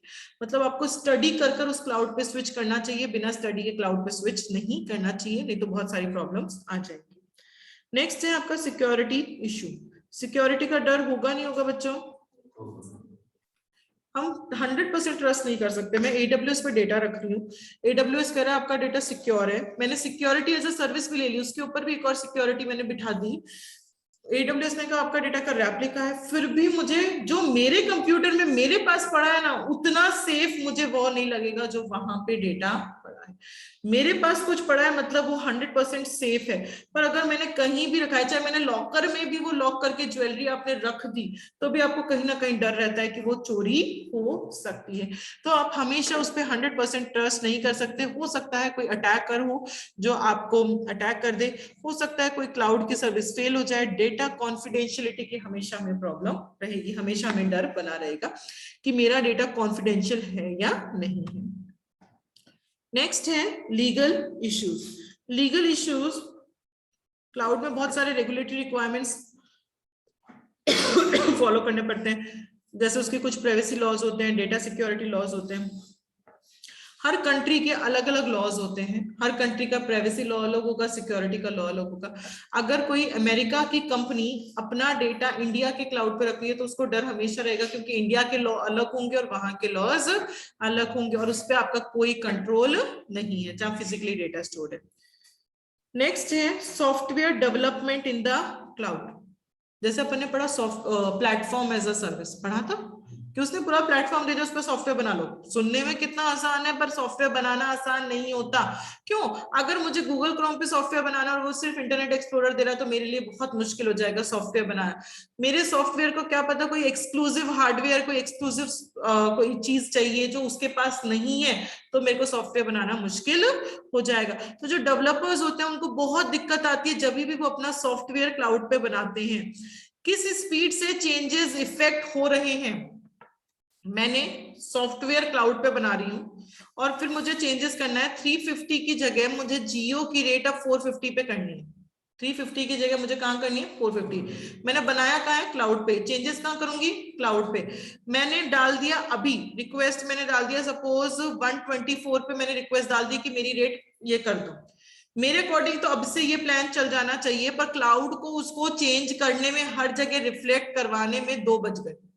इतने जो देर का गैप है इसकी वजह से आपको बहुत बड़ा नुकसान हो जाएगा।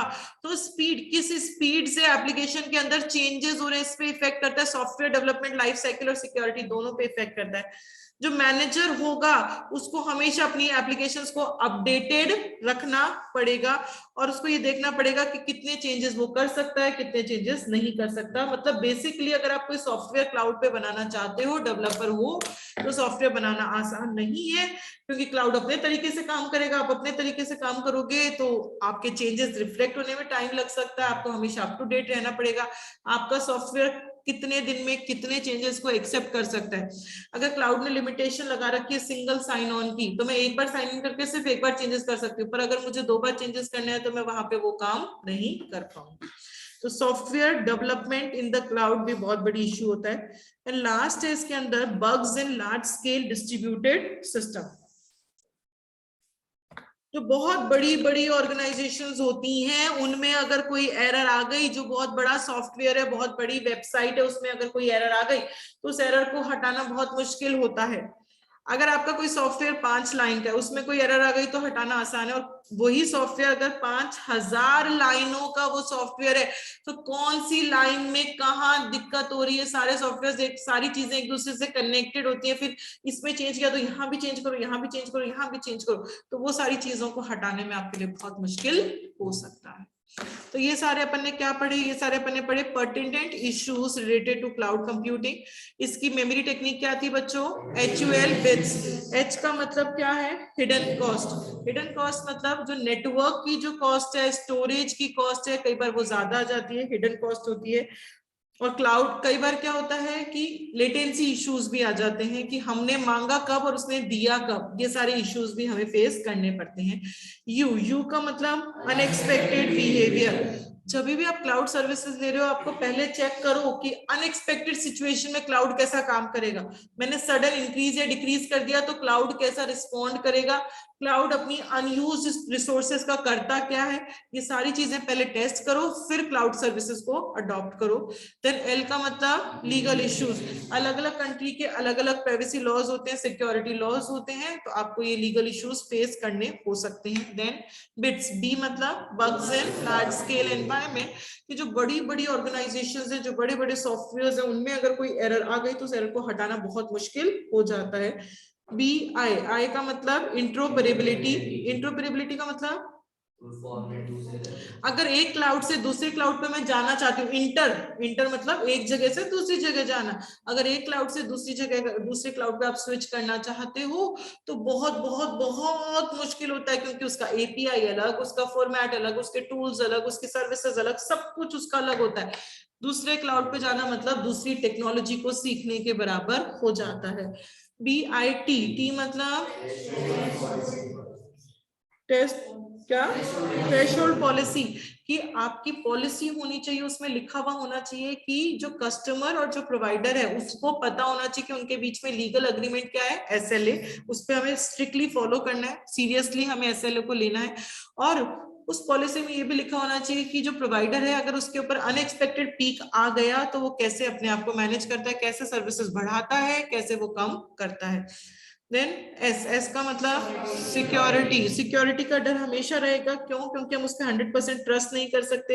हो सकता है कोई इनसाइड अटैकर हमारे डेटा को अटैक कर दे, क्लाउड सर्विसेज फेल हो जाए, डेटा इंक्रिप्शन ना हो, ये सारी दिक्कतें आ सकती हैं। एस मतलब in the cloud, software develop करना आसान नहीं है। किस स्पीड से चेंजेस रिफ्लेक्ट होते हैं, अगर चेंजेस रिफ्लेक्ट होने में टाइम लग रहा है तो आपकी सॉफ्टवेयर डेवलपमेंट लाइफ साइकिल को टाइम लगेगा खत्म होने में, सॉफ्टवेयर डेवलपमेंट लाइफ साइकिल को, और आपकी सिक्योरिटी को भी प्रॉब्लम हो सकती है।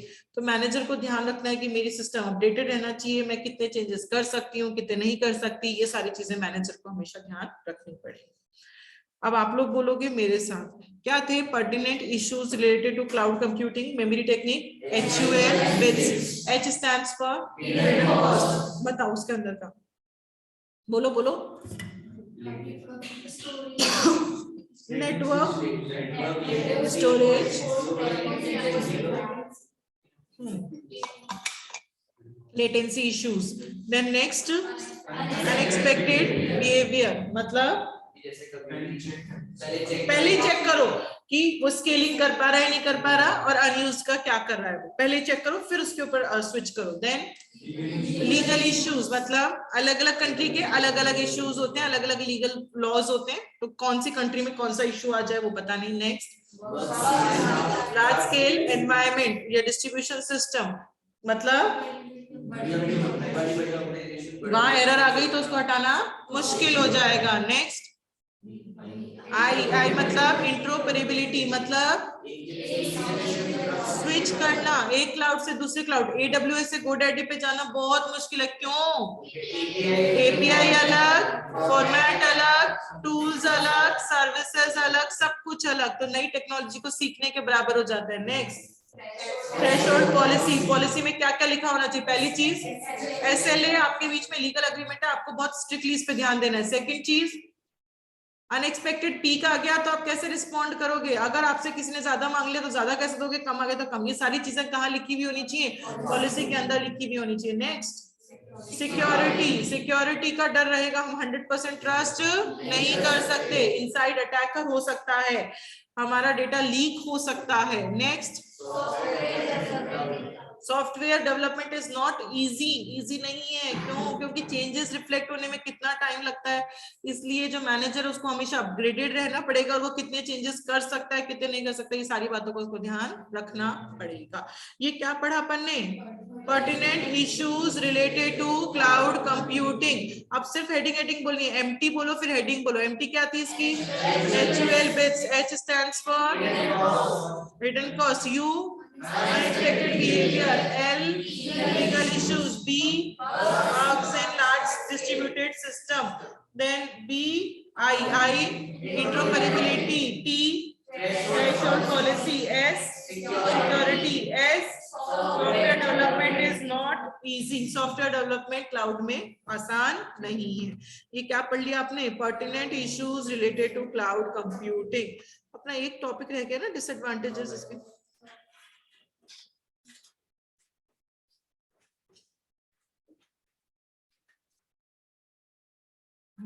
Drawbacks of cloud computing.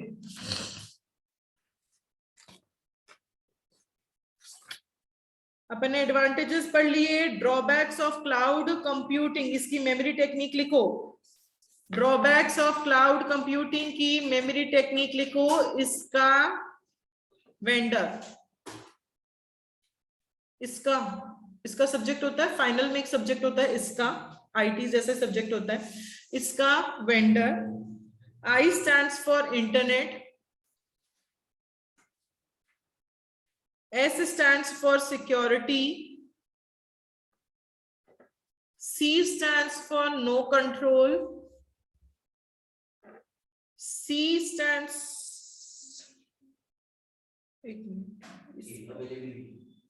A stands for availability, and vendor, vendor मतलब अपन किसको कह रहे हैं यहाँ पे? इंट्रोपरेबिलिटी को वेंडर कह रहे हैं, इंट्रोपरेबिलिटी को वेंडर कह रहे हैं। इसका फाइनल का एक सब्जेक्ट होता है, इसका vendor. Drawbacks of cloud computing क्या है? आई मतलब internet. If internet connection is lost, हम क्लाउड को यूज में ले सकते हैं? नहीं, मतलब वो पूरी एप्लीकेशन लॉस हो गई। तो सबसे जरूरी क्लाउड्स लाने के लिए क्या है? इंटरनेट। सिक्योरिटी, सिक्योरिटी का डर रहेगा।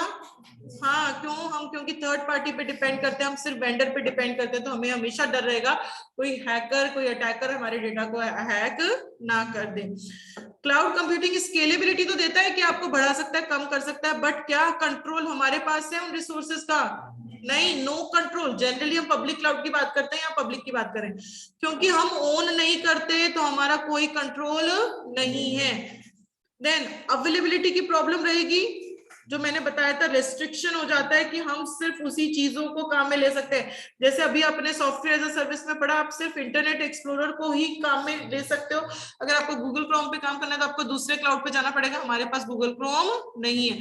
तो अवेलेबिलिटी की प्रॉब्लम आ जाती है कई बार कि हमें रेस्ट्रिक्ट कर देता है वो कि आप यही ऑपरेटिंग सिस्टम, यही इंफ्रास्ट्रक्चर, यही एप्लीकेशन काम में ले सकते हो, इसके अलावा आप काम में नहीं ले सकते। देन इंट्रोपरेबिलिटी, अभी अपन ने मतलब पढ़ा बच्चों, क्या होता है इंट्रोपरेबिलिटी का मतलब? एक जगह से दूसरी जगह अगर आपको जाना है, अगर आपको AWS से उस पे जाना है, GoDaddy पे, तो जाना बहुत बहुत बहुत मुश्किल होता है, क्योंकि उसका API अलग, उसका फॉर्मेट, टूल, सर्विसेज, सब कुछ उसका अलग होता है। तो आप अगर चाहते हो कि मैं एक जगह से दूसरी जगह चली जाऊं, तो वो नहीं मैं जा सकती। इंट्रोपरेबिलिटी के लिए एग्जाम्पल लिखो, 3 लाइनें लिखूंगी, 3-4 लाइनें, जगह देखकर लिखना। इंट्रोपरेबिलिटी के लिए एग्जाम्पल लिखवा रही हूं, if data is shifting from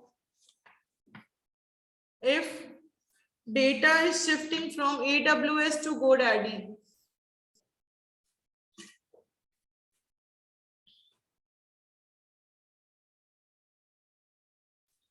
it is not possible. If data is shifting from AWS to GoDaddy, comma, it is not possible because format of keeping data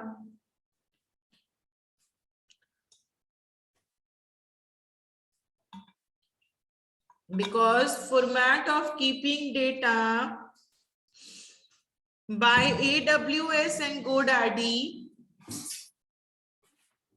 format of keeping data by AWS and GoDaddy is different.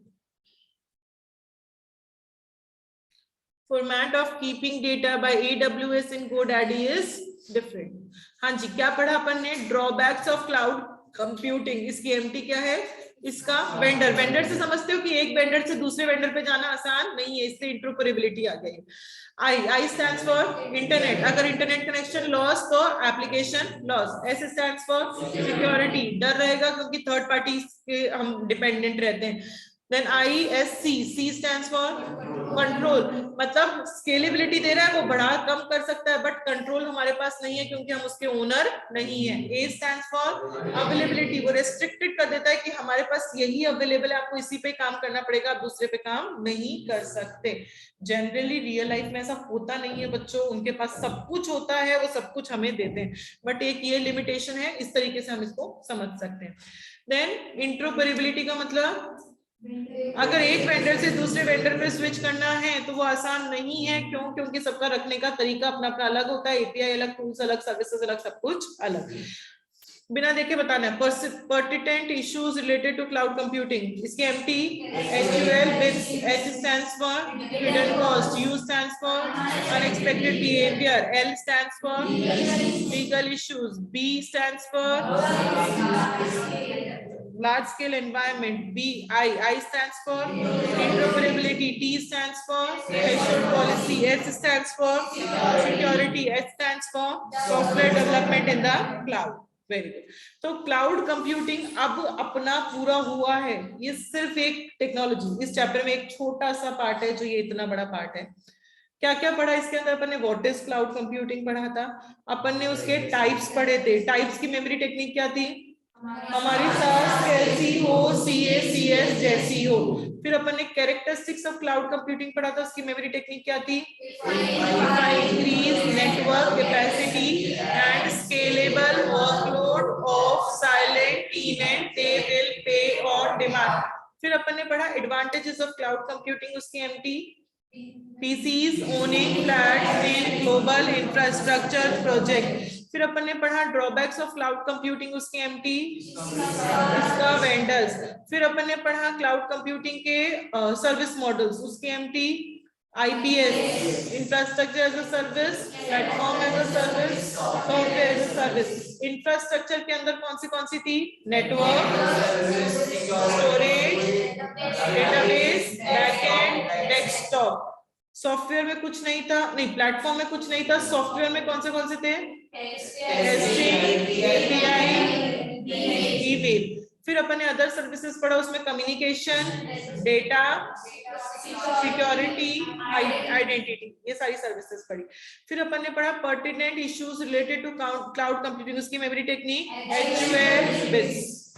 ठीक है, ये एक technology अपन ने पढ़ ली, that is cloud computing. आज next technology पढ़ेंगे, that is mobile computing.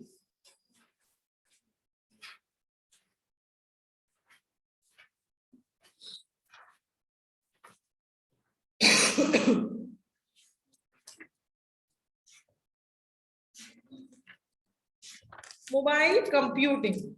Computing का मतलब मोबाइल डिवाइसेस कौन सी होती हैं बच्चों? मूव करते हुए हम कोई काम करें, मूव करते हुए हम शेयरिंग ऑफ रिसोर्सेज कर पा रहे हैं, डेटा का लेना देना अगर कर पा रहे हैं मूवेबल डिवाइसेस के थ्रू, तो उस कंप्यूटिंग को क्या कहते हैं? Mobile computing. अगर मूवेबल डिवाइसेस में डेटा स्टोर कर पा रहे हो तो इसको क्या कहेंगे? Mobile computing. जो अपन स्मार्टफोन्स के थ्रू डेटा को एक्सेस कर सकते हैं, डेटा को भेज भी सकते हैं व्हाट्सएप के थ्रू, व्हाट्सएप के थ्रू डेटा को रिसीव भी कर सकते हैं, मैं डेटा को स्टोर भी कर सकती हूँ। ये सारी काम अगर मैं मूवेबल डिवाइस के थ्रू कर पा रही हूँ तो इस चीज को मैं क्या कहूंगी? मोबाइल कंप्यूटिंग कहूंगी। तो मोबाइल कंप्यूटिंग मतलब आपको कोई प्री डिफाइंड लोकेशन पे जाने की जरूरत नहीं है, आप एक पर्टिकुलर नेटवर्क से कनेक्ट होने की जरूरत नहीं है, आप ट्रांसफर और रिसीट ऑफ डेटा कर सकते हो थ्रू सेलुलर फोन नेटवर्क। जो फोन का नेटवर्क है उसके थ्रू डेटा को मूव कर सकते हो। जब अपन एक जगह से दूसरी जगह मूव करें तब अपन डेटा प्रोसेसिंग का काम कर सकते हैं, उसको क्या कहते हैं? Mobile computing. एक जगह से दूसरी जगह मूव करते हुए अगर आप डेटा को सेंड और रिसीव कर पा रहे हो तो इस चीज को क्या कहते हैं? Mobile computing. मोबाइल कंप्यूटिंग किस किस डिवाइसेस के थ्रू कर सकते हो? Laptop, smartphones, tablets, etcetera etcetera etcetera. Components, mobile computing के कुछ कंपोनेंट्स होते हैं, 3 कंपोनेंट्स हैं, mobile communication, mobile hardware, mobile software. पहले मैं इनका थोड़ा सा मतलब बता देती हूँ, फिर डिटेल में बताऊंगी। मोबाइल हार्डवेयर, हार्डवेयर मतलब जिस डिवाइस के थ्रू आप मोबाइल कंप्यूटिंग का काम करते हो, जैसे कि स्मार्टफोन, जैसे कि लैपटॉप्स, उस डिवाइस को क्या कहा जाता है? Mobile hardware. अब जो अपना स्मार्टफोन है उसको चलाने के लिए सबसे ज्यादा क्या चाहिए? कौन सा सॉफ्टवेयर? कौन सा ऑपरेटिंग सिस्टम? एंड्रॉइड या आईओएस? तो एंड्रॉइड या आईओएस को क्या बोला जाता है? Mobile software. उस हार्डवेयर को, फोन बना दिया उसके अंदर अगर एंड्रॉइड नहीं डाला तो वो फोन कोई काम का नहीं। तो उस हार्डवेयर को चलाने के लिए जो ऑपरेटिंग सिस्टम चाहिए उसको क्या कहते हैं अपन? सॉफ्टवेयर। अब ये मोबाइल कम्युनिकेशन क्या है? अगर मुझे व्हाट्सएप पे एक जगह से दूसरी जगह मैसेज भेजना है तो सबसे ज्यादा मेरे पास क्या होना चाहिए? इंटरनेट कनेक्शन, नेटवर्क कैपेबिलिटी होनी चाहिए, इंटरनेट होना चाहिए। उस इंटरनेट, उस नेटवर्क को क्या बोला जाता है? मोबाइल कम्युनिकेशन बोला जाता है। हार्डवेयर को चलाने के लिए सॉफ्टवेयर चाहिए और सॉफ्टवेयर को आपको फंक्शनैलिटी यूज में लेनी है तो आपको क्या चाहिए होता है? मोबाइल कम्युनिकेशन चाहिए होता है। तो 3 कंपोनेंट्स होते हैं, mobile hardware, mobile software and mobile communication. Communication के लिए ब्रैकेट में लिख लो इंटरनेट, ताकि आपको हमेशा याद रहेगा। To run software in hardware, we need internet. Bracket में लिख लो to run, ब्रैकेट में लिख लो to run software in hardware, to run software in hardware, we need internet.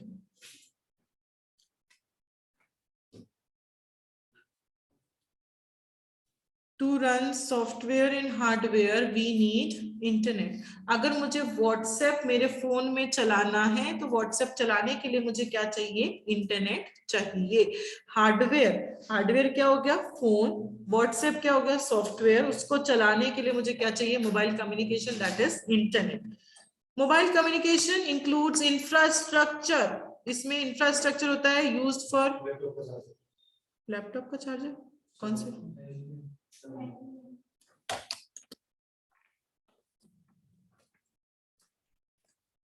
इसमें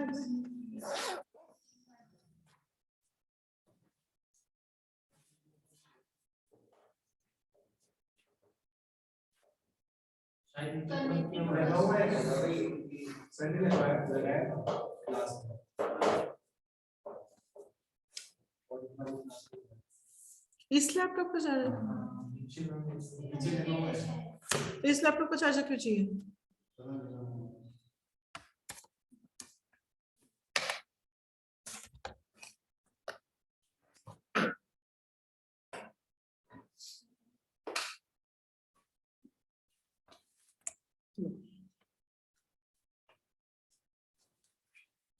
हाँ जी, तो अपन पढ़ रहे थे मोबाइल कम्युनिकेशन। मोबाइल कम्युनिकेशन मतलब एक infrastructure for the reliable and smooth mobile communication हो, इसलिए इंफ्रास्ट्रक्चर देता है। इसमें क्या क्या होगा? प्रोटोकॉल्स, कि क्या रूल्स रेगुलेशंस है जिसके थ्रू आप एक जगह से रूल्स रेगुलेशंस फॉलो करने पड़ते हैं जब भी हमें कम्युनिकेट करना पड़ता है।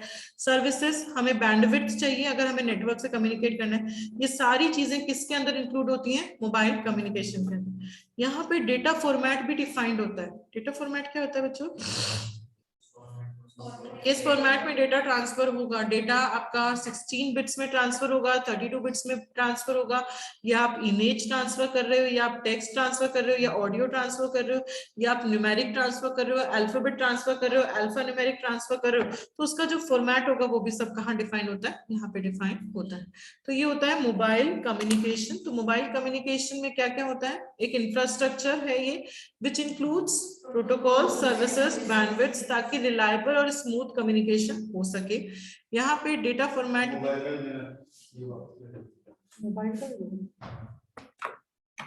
मोबाइल का चार्जर बच्चों है?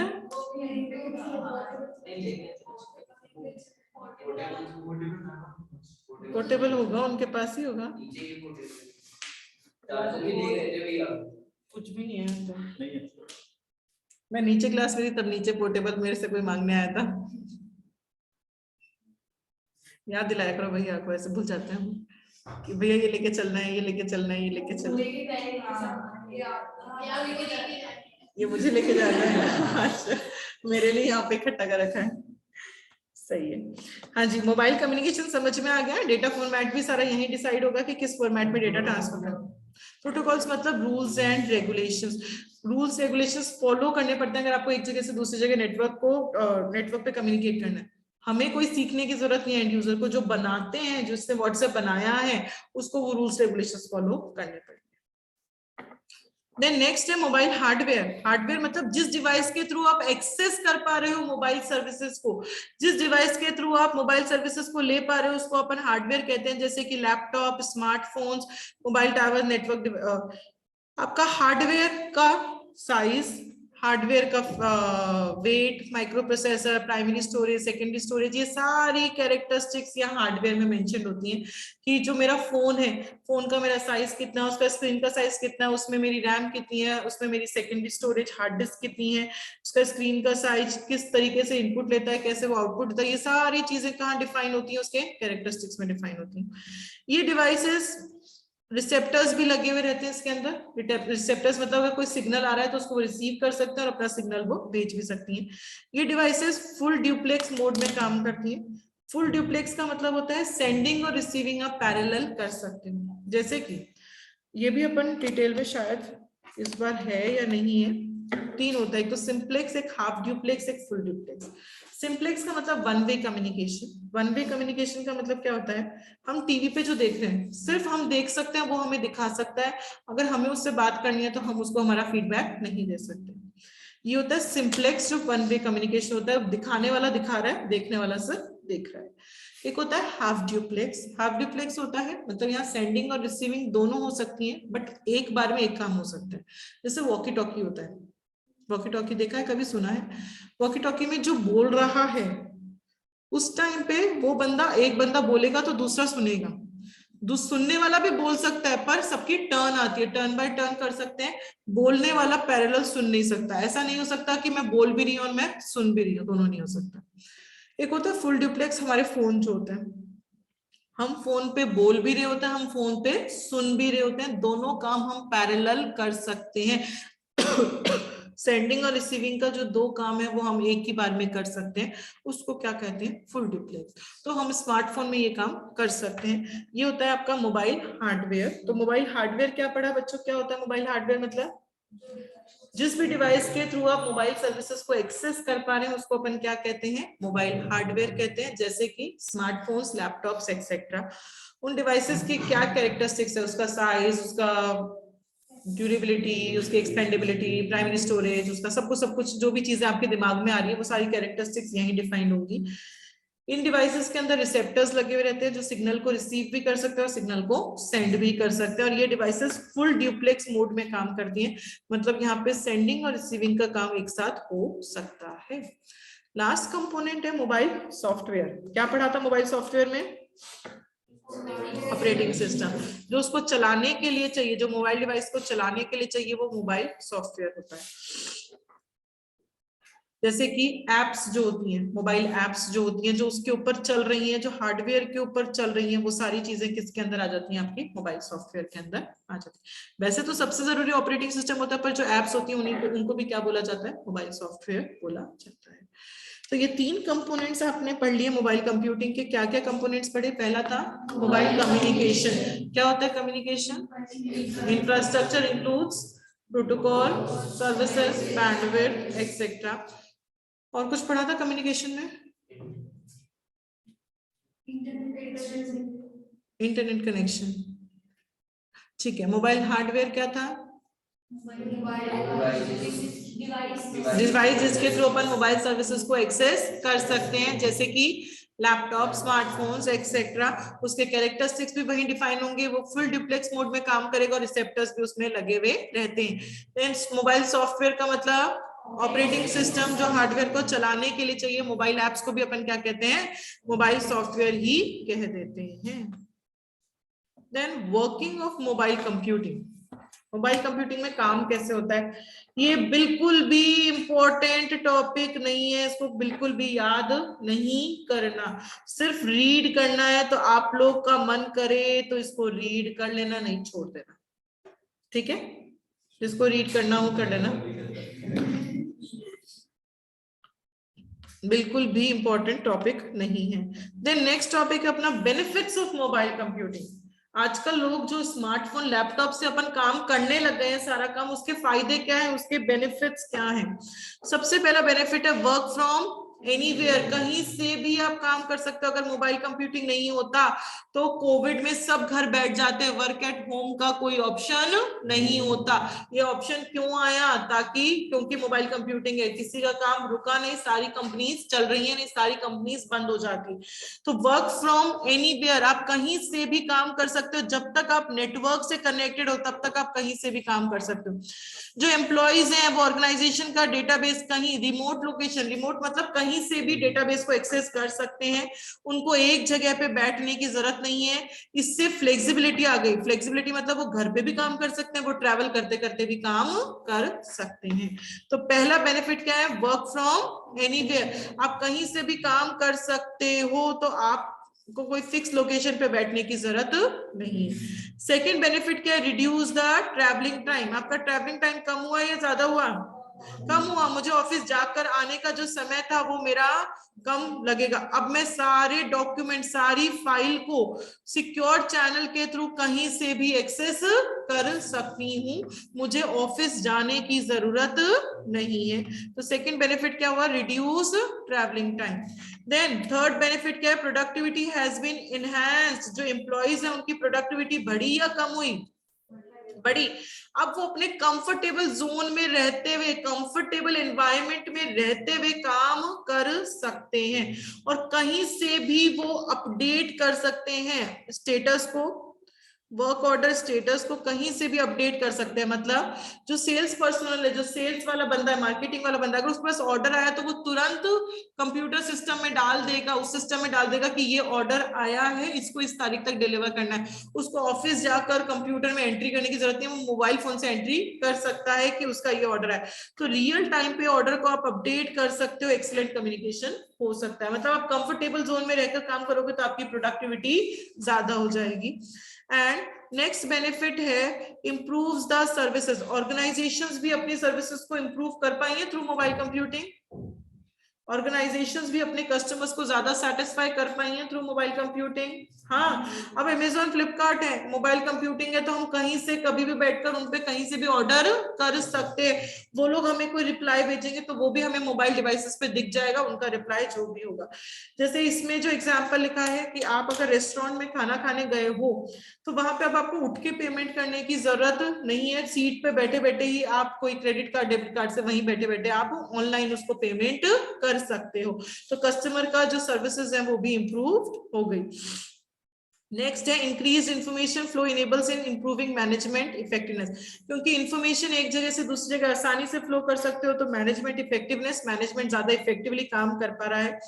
एक्सीलेंट कम्युनिकेशन हो रहा है। जो वर्कफोर्स का मतलब लोग, वर्कफोर्स का मतलब जो एम्प्लॉइज आपके ऑर्गेनाइजेशन में काम करते हैं, वो कहीं से भी एक्सेस कर सकते हैं वर्क ऑर्डर डिटेल्स को, कि क्या ऑर्डर आया, किसको ऑर्डर आया, किसको कितने दिन में ऑर्डर देना है। ये जो डिटेल्स है ये वो कहीं से भी एक्सेस कर सकते हैं कि कहाँ से ऑर्डर आया, किस बंदे ने ऑर्डर दिया, उसकी कंप्लीशन डेट क्या है, कितनी असेट्स हैं मेरे पास, उसकी क्या वारंटी है, क्या गारंटी है।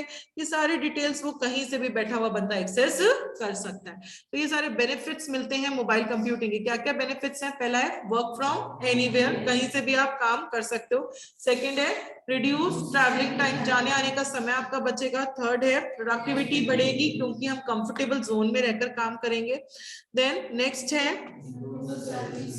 इम्प्रूव द सर्विसेज, कस्टमर वहीं बैठे बैठे पेमेंट कर पा रहे हैं तो कस्टमर का एक्सपीरियंस अच्छा हो रहा है। देन इंफॉर्मेशन फ्लो अच्छा है तो मैनेजमेंट की इफेक्टिवनेस बढ़ रही है। कम्युनिकेशन बहुत अच्छा हो रहा है एंड जो वर्कफोर्स है वो कहीं से भी वर्क ऑर्डर डिटेल्स को एक्सेस कर सकता है। सबका मतलब सेम है, बस अलग अलग पॉइंट्स दे रखे हैं। रिमोट मतलब कहीं से भी बैठकर, अगर आप वहां बैठे हो अपनी सीट पे तो आप अपनी सीट से बैठकर काम कर सकते हो, आपको यहाँ आकर इस कंप्यूटर पे बैठकर काम करने की जरूरत नहीं है। आप जयपुर में हो तो जयपुर में काम कर सकते हो, वर्क ऑर्डर डिटेल्स को कहीं से, रिमोट मतलब कहीं से भी उसको एक्सेस किया जा सकता है, उस फिक्स लोकेशन पे बैठने की आपको जरूरत नहीं है।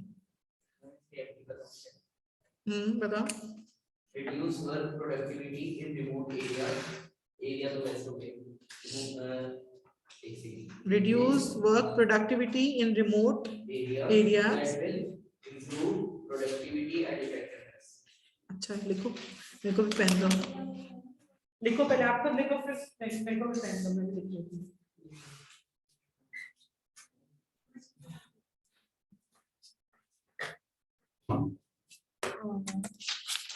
बेनिफिट्स इसकी एम्प्टी, हाँ बोलो बेटा। Reduce work productivity, reduce work productivity in remote area, in remote areas that will improve productivity and effectiveness. Facility भी लिख सकता है, effectiveness facility एक पॉइंट भी लिख सकता है। चलो मैं एमटी बोलती हूँ, reduce work productivity in remote areas, MT लिखो इसकी, reduce work productivity in remote areas that will improve productivity and effectiveness. Effectiveness facility, इसमें एक तो है वर्क, एक पॉइंट है प्रोडक्टिविटी, अच्छा रिड्यूस भी है क्या कुछ, रिड्यूस द ट्रैवलिंग टाइम, अच्छा एक है रिड्यूस, एक है वर्क, एक है प्रोडक्टिविटी, एक है रिमोट एरियाज, एक इम्प्रूव भी है, इम्प्रूव प्रोडक्टिविटी एक पॉइंट है, तो प्रोडक्टिविटी एक आ तो क्या,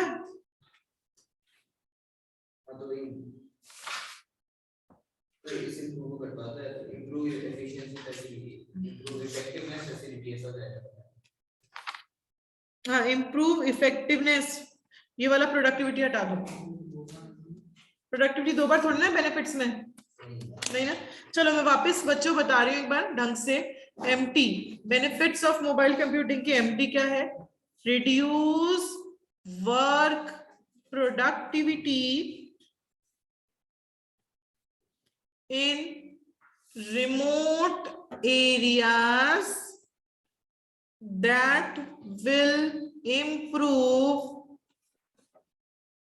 effectiveness facility, that will improve effectiveness facility। इसमें एक reduce, एक work, एक productivity, एक remote areas, एक improve, एक effectiveness, एक facility। ठीक है, ये सारे बेनिफिट्स हैं। रिड्यूस है, एक वर्क है, एक प्रोडक्टिविटी है, एक रिमोट एरियाज है, एक इम्प्रूव है, एक इफेक्टिवनेस, एक फैसिलिटी है।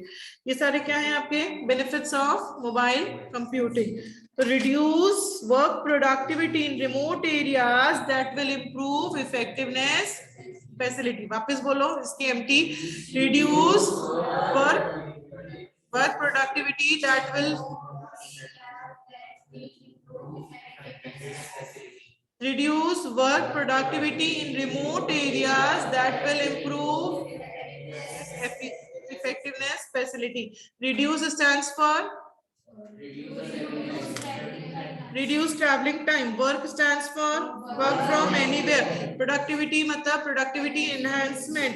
Remote areas मतलब workforce कहीं से भी work order details को access कर सकते हैं. Improve मतलब improve services. Effectiveness मतलब ये रहा मैनेजमेंट इफेक्टिवनेस, क्योंकि इंफॉर्मेशन फ्लो अच्छा हो रहा है। एंड फैसिलिटी मतलब फैसिलिटेट एक्सीलेंट कम्युनिकेशन, उसकी वजह से एक्सीलेंट कम्युनिकेशन हो रहा है। ये अपन ने क्या पढ़ लिए? Benefits of mobile computing. क्या थी इसकी एमटी? वापस बोलो। Reduce work productivity in remote areas that will improve effectiveness facility. Very good. Then इसके limitations, limit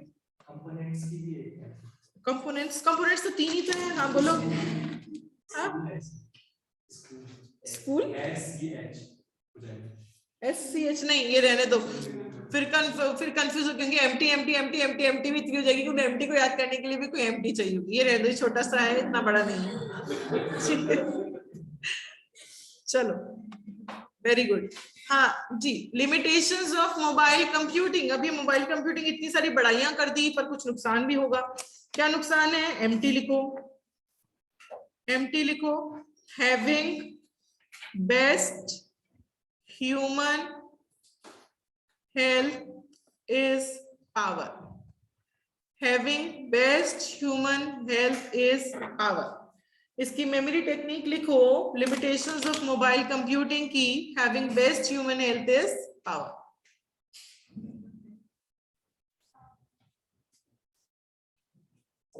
Having best human health is power.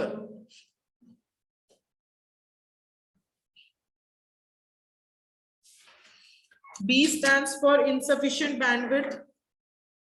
B stands for insufficient bandwidth. S stands for security. T stands for transmission interfaces,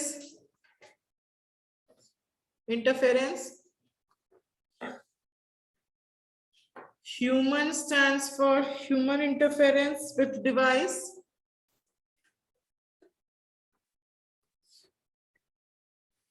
Health stands for potential health hazards.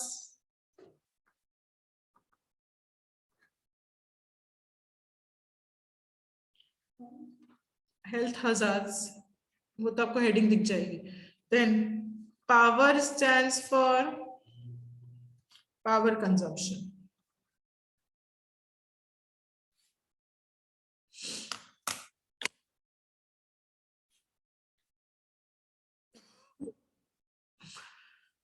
Limitations क्या है mobile computing की? Having best human health is power.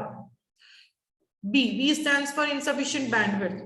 देखो mobile में जो internet access करते हो उसकी bandwidth, उसकी इंटरनेट की जो स्पीड होती है वो कम होती है एज कम्पेयर टू अगर आप प्लान में से इंटरनेट काम में ले रहे हो।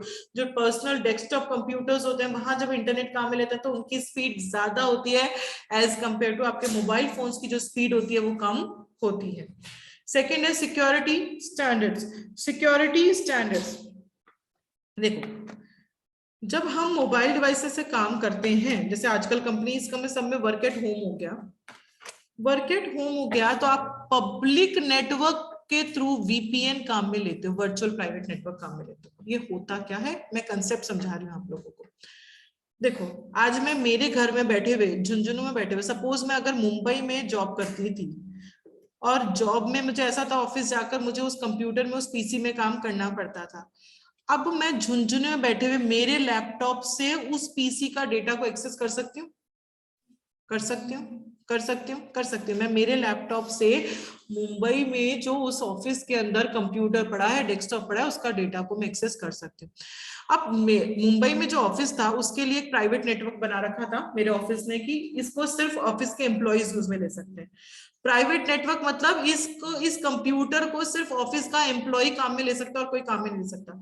अब मैं झुंझुनू में हूं, मैं हूं तो इसी ऑफिस के एम्प्लॉय, पर मैं झुंझुनू से इस कंप्यूटर को काम में ले पा रही हूँ, मतलब मैं पब्लिक नेटवर्क से प्राइवेट नेटवर्क को काम में ले पा रही हूँ, वर्चुअली काम में ले पा रही हूँ। मुझे लग रहा है प्राइवेट नेटवर्क यहीं पे है, जबकि है कहाँ पे, वो मुंबई में है। इस कंसेप्ट को क्या कहा जाता है? Public, sorry, VPN, virtual private network कहा जाता है। आप ले तो इंटरनेट का सहारा रहे हो ना, और पब्लिक नेटवर्क का जब सहारा लोगे तो पब्लिक नेटवर्क बिल्कुल भी सिक्योर्ड नहीं होता। प्राइवेट सिक्योर्ड है, पब्लिक सिक्योर नहीं। पर प्राइवेट को काम में लेने के लिए पब्लिक नेटवर्क काम में ले रहे हो, इंटरनेट काम में ले रहे हो उस कंप्यूटर को एक्सेस करने के लिए, तो आपको सिक्योरिटी का डर हमेशा बना हुआ रहेगा। समझ में आ गया सिक्योरिटी स्टैंडर्ड्स क्या होते हैं? ऐसा कुछ बनाना हो तो बना लो ये जो मैंने बनाया है, ताकि आपको याद आ जाए जब आप वीपीएन पढ़ो तो कि वीपीएन किस चीज को कहते हैं।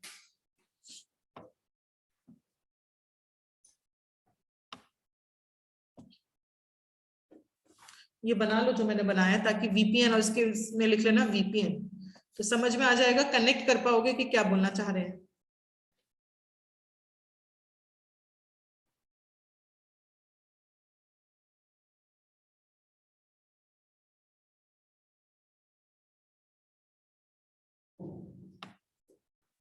सिक्योरिटी समझ में आ गया। Then power consumption. Power consumption, अगर लैपटॉप है, वहां पे मेरे पास चार्जिंग पॉइंट है, जब तक ठीक लाइट चली गई, चार्जर खत्म, तो मैं किस पे डिपेंड करती हूँ? बैटरी पे। फोन पे किस पे डिपेंड करते हैं? बैटरी पे। फोन का कितना बैटरी है? कई बार फोन पूरा दिन चलता है, बैटरी बैकअप, कई बार फोन का बैटरी बैकअप 1 घंटे का ही होता है, तो उस बैटरी बैकअप पे अपन बहुत ज्यादा डिपेंड करते हैं। वो बंद तो हमारा काम बंद, हमारा बिजनेस बंद। या फिर आप ज्यादा क्या काम में लो? ग्रीनर आईटी काम में लो। ये अपन नेक्स्ट टॉपिक पढ़ेंगे, ग्रीन कंप्यूटिंग, कि ऐसे कंप्यूटर्स काम में लो जो इलेक्ट्रिसिटी कम कंज्यूम करते हो। तो पावर कंजम्पशन, कि अगर लाइट चली गई तो मेरा पूरा सिस्टम बंद हो सकता है, या फिर बैटरी बैकअप कितना है उस पर मैं डिपेंड करती हूँ। नेक्स्ट है ट्रांसमिशन इंटरफेरेंस। अगर बारिश हो गई बहुत ज्यादा, बहुत आंधी तूफान आ रहा है, तो सारे नेटवर्क्स उड़ जाते हैं, आप किसी को फोन नहीं कर पाते, तो ये इसका डिसएडवांटेज हो सकता है। टनल्स में नेटवर्क नहीं आता, कोई छोटे गांवों में नेटवर्क नहीं आता, कई ऐसी बिल्डिंग्स होती हैं, कई अंडरग्राउंड्स होते हैं जहां पे आपका नेटवर्क नहीं आता, तो ये इसका डिसएडवांटेज हो सकता है। पोटेंशियल हेल्थ हजार्ड, अपने हेल्थ को प्रॉब्लम है या नहीं है मोबाइल डिवाइसेस से बच्चों? तभी तो मना करते हैं कम से कम काम लेना चाहिए। आजकल लोग फोन पे बातें करते रहते हैं, उनका होश ही नहीं है, एक्सीडेंट भी हो जाते हैं, रोड पे वो क्रॉस कर देते हैं, उनका दिखता ही नहीं है उनको, या फिर इनसे ऐसी रेस जनरेट होती हैं जिसकी वजह से हमारी बॉडी को बहुत सारा नुकसान होता है। इसलिए कहते हैं बीमार आदमी को फोन कम काम में लेना चाहिए। Then human interface with the device, जो हम इंटरैक्ट करते हैं डिवाइस से, आपके फोन है, स्मार्टफोन है, अपन लोगों को चैटिंग करनी है, अपन फटफट कर देते हैं क्योंकि हमें आदत हो गई उसकी। पर हमारी मम्मियों को कुछ भी लिखना हो उस फोन के अंदर, तो उनको एक हैप्पी वर्ड लिखने में भी कोई 5 मिनट लग जाते हैं, उनको ढूंढना पड़ता है का एक। क्यों? क्योंकि उसकी स्क्रीन बहुत छोटी होती है। या फिर अगर आप ये ऑप्शन देखना चाहते हो, आप लिखना नहीं चाहते, आजकल वॉइस से भी होता है, बोलो और वो ओपन कर देता है, पर बोलने वाला ऑप्शन सबको थोड़ा आता है, उस ऑप्शन को सीखना पड़ता है। तो जिस इंटरफेस, जो डिवाइस के थ्रू आप इंटरैक्ट करते हो, वो डिवाइस इतनी छोटी, बहुत छोटा इंटरफेस होता है कि उससे इंटरैक्ट करना बहुत मुश्किल हो जाता है। ठीक है, समझ में आ गया। ये है आपके, क्या पढ़े आपने? Limitations of mobile computing. क्या लिमिटेशन इसके? एमटी क्या है? Having best human health is power. इसमें बी क्या था? इनसफिशिएंट बैंडविड्थ, की स्पीड इतनी अच्छी नहीं होगी जो लैंड की स्पीड होती है। एस मतलब सिक्योरिटी का डर हमेशा रहेगा। क्यों? क्योंकि हम पब्लिक नेटवर्क के थ्रू वीपीएन को एक्सेस कर रहे हैं, वर्चुअल प्राइवेट नेटवर्क को एक्सेस कर रहे हैं, तो इन्वॉल्व तो थर्ड पार्टी हुई नहीं ना, पब्लिक नेटवर्क, तो हमें डर रहेगा। हैविंग बीएसटी, टी मतलब ट्रांसमिशन इंटरफेस। आंधी तूफान, बारिश आ गया, टनल्स में, बिल्डिंग्स में, रूरल एरियाज में ये नेटवर्क नहीं आता। देन ह्यूमन मतलब human interface with the device, वो इंटरफेस जो है वो बहुत छोटा है, उसे इंटरेक्ट करना बहुत मुश्किल हो जाता है, या फिर जो आप वॉइस वाला ऑप्शन चूज करना चाहते हो तो उसको आपको सीखना पड़ता है।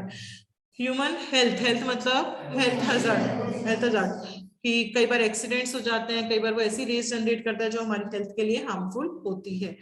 हेल्थ इज पावर, पावर मतलब पावर कंजम्पशन। अगर मेरे पास कोई इलेक्ट्रिसिटी का वो नहीं है, बोर्ड वगैरह नहीं है, तो मैं सब, मेरा सारा काम किस पे डिपेंड करता है, बैटरी पे। और बैटरी बैकअप कितना अच्छा है कितना खराब है, अगर बैटरी गई तो सारा काम उड़ जाएगा। इसलिए आपको ग्रीनर आईटी को काम में लेना चाहिए जहां पे इलेक्ट्रिसिटी कम से कम कंज्यूम होती है। चलो हेडिंग, हेडिंग वापस बोलो।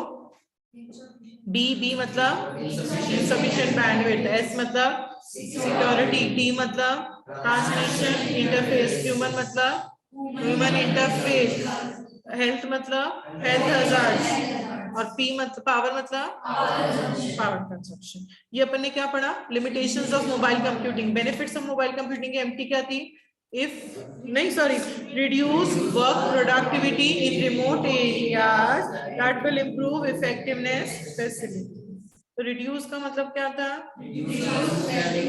ट्रैवलिंग टाइम कम लगेगा, वर्क मतलब एनीवेयर, प्रोडक्टिविटी मतलब प्रोडक्टिविटी इनहैंस, रिमोट एरियाज मतलब कहीं से भी वर्क ऑर्डर डिटेल्स को एक्सेस कर सकते हैं, इंप्रूव मतलब, और इफेक्टिवनेस मतलब management effectiveness and facilitates communication, communication बहुत एग्जैक्ट फैसिलिटी हो रहा है। ठीक है, क्लियर। ये हो गया आपका मोबाइल कंप्यूटिंग कंप्लीट। आज इतना ही पढ़ेंगे, आज मैंने सुना भी नहीं है, कल मैं सुनूंगी, दोनों दिन का, आज का और कल का, और कल अपन आगे का पढ़ेंगे। ठीक है। Pertinent issues related to cloud computing, उसकी एमटी क्या थी, HUL bits, H stands for hidden cost, U unexpected behavior, L B bugs in large scale environments, I interoperability, T S drawbacks in cloud computing, MT इसका वेंडर, I internet, S C control, B sorry A availability, vendor मतलब interoperability. Advantages of cloud computing, PCs owning flags in global infrastructure project, P business process, C reduce capital cost, F improve flexibility, L load balancing, A pervasive accessibility, T less personal training is required, S economies of scale, G globalize the workforce, B backup and recovery, A easy access of information, और I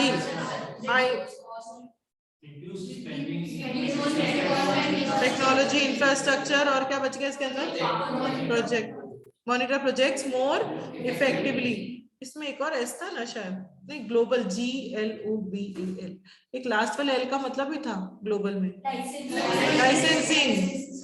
licensing software. Characteristics of cloud computing के MT,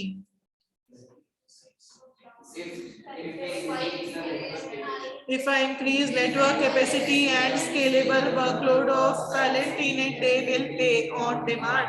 First क्या था, scalability. If I increase network capacity, बच्चों wide range of network capacity, भूल गए, first point था network capabilities, wide range of network capability, कि आप इंटरनेट के थ्रू कोई भी सर्विसेज को उसको एक्सेस कर सकते हैं with help of laptop, smartphones etcetera etcetera. Second था स्केलेबल, कम ज्यादा कर सकते हैं। वर्कलोड मतलब workload movement on the basis of cost, efficiency and regulatory requirements.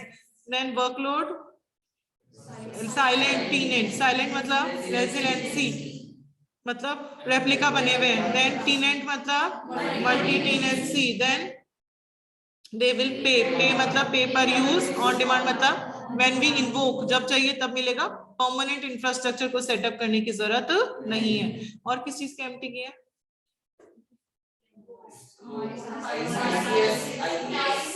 हमारी सास कैसी हो, CACS जैसी हो। S 3 S थे, कौन से सिक्योरिटी स्केलेबल SLA, 2 C थे, कॉस्ट कंट्रोल, 2 A थे, administered by and availability. Very good. चलो एक और थी, you and we are very important person who are using. एक किसकी थी, कंपोनेंट्स ऑफ ई कॉमर्स। अच्छा इतना पुराना पहुंच गए। Components of e commerce, you मतलब यूजर, W मतलब अच्छा वेब पोर्टल। हाँ, you and we are very, V मतलब वेंडर्स, वेरी इंपॉर्टेंट। I मतलब इंटरनेट, P मतलब payment gateway, who are using technology, technology मतलब टेक्नोलॉजी इंफ्रास्ट्रक्चर। Very good. चलो इतना ही पढ़ेंगे आज, कल यहाँ तक का पढ़कर आना है। बाय।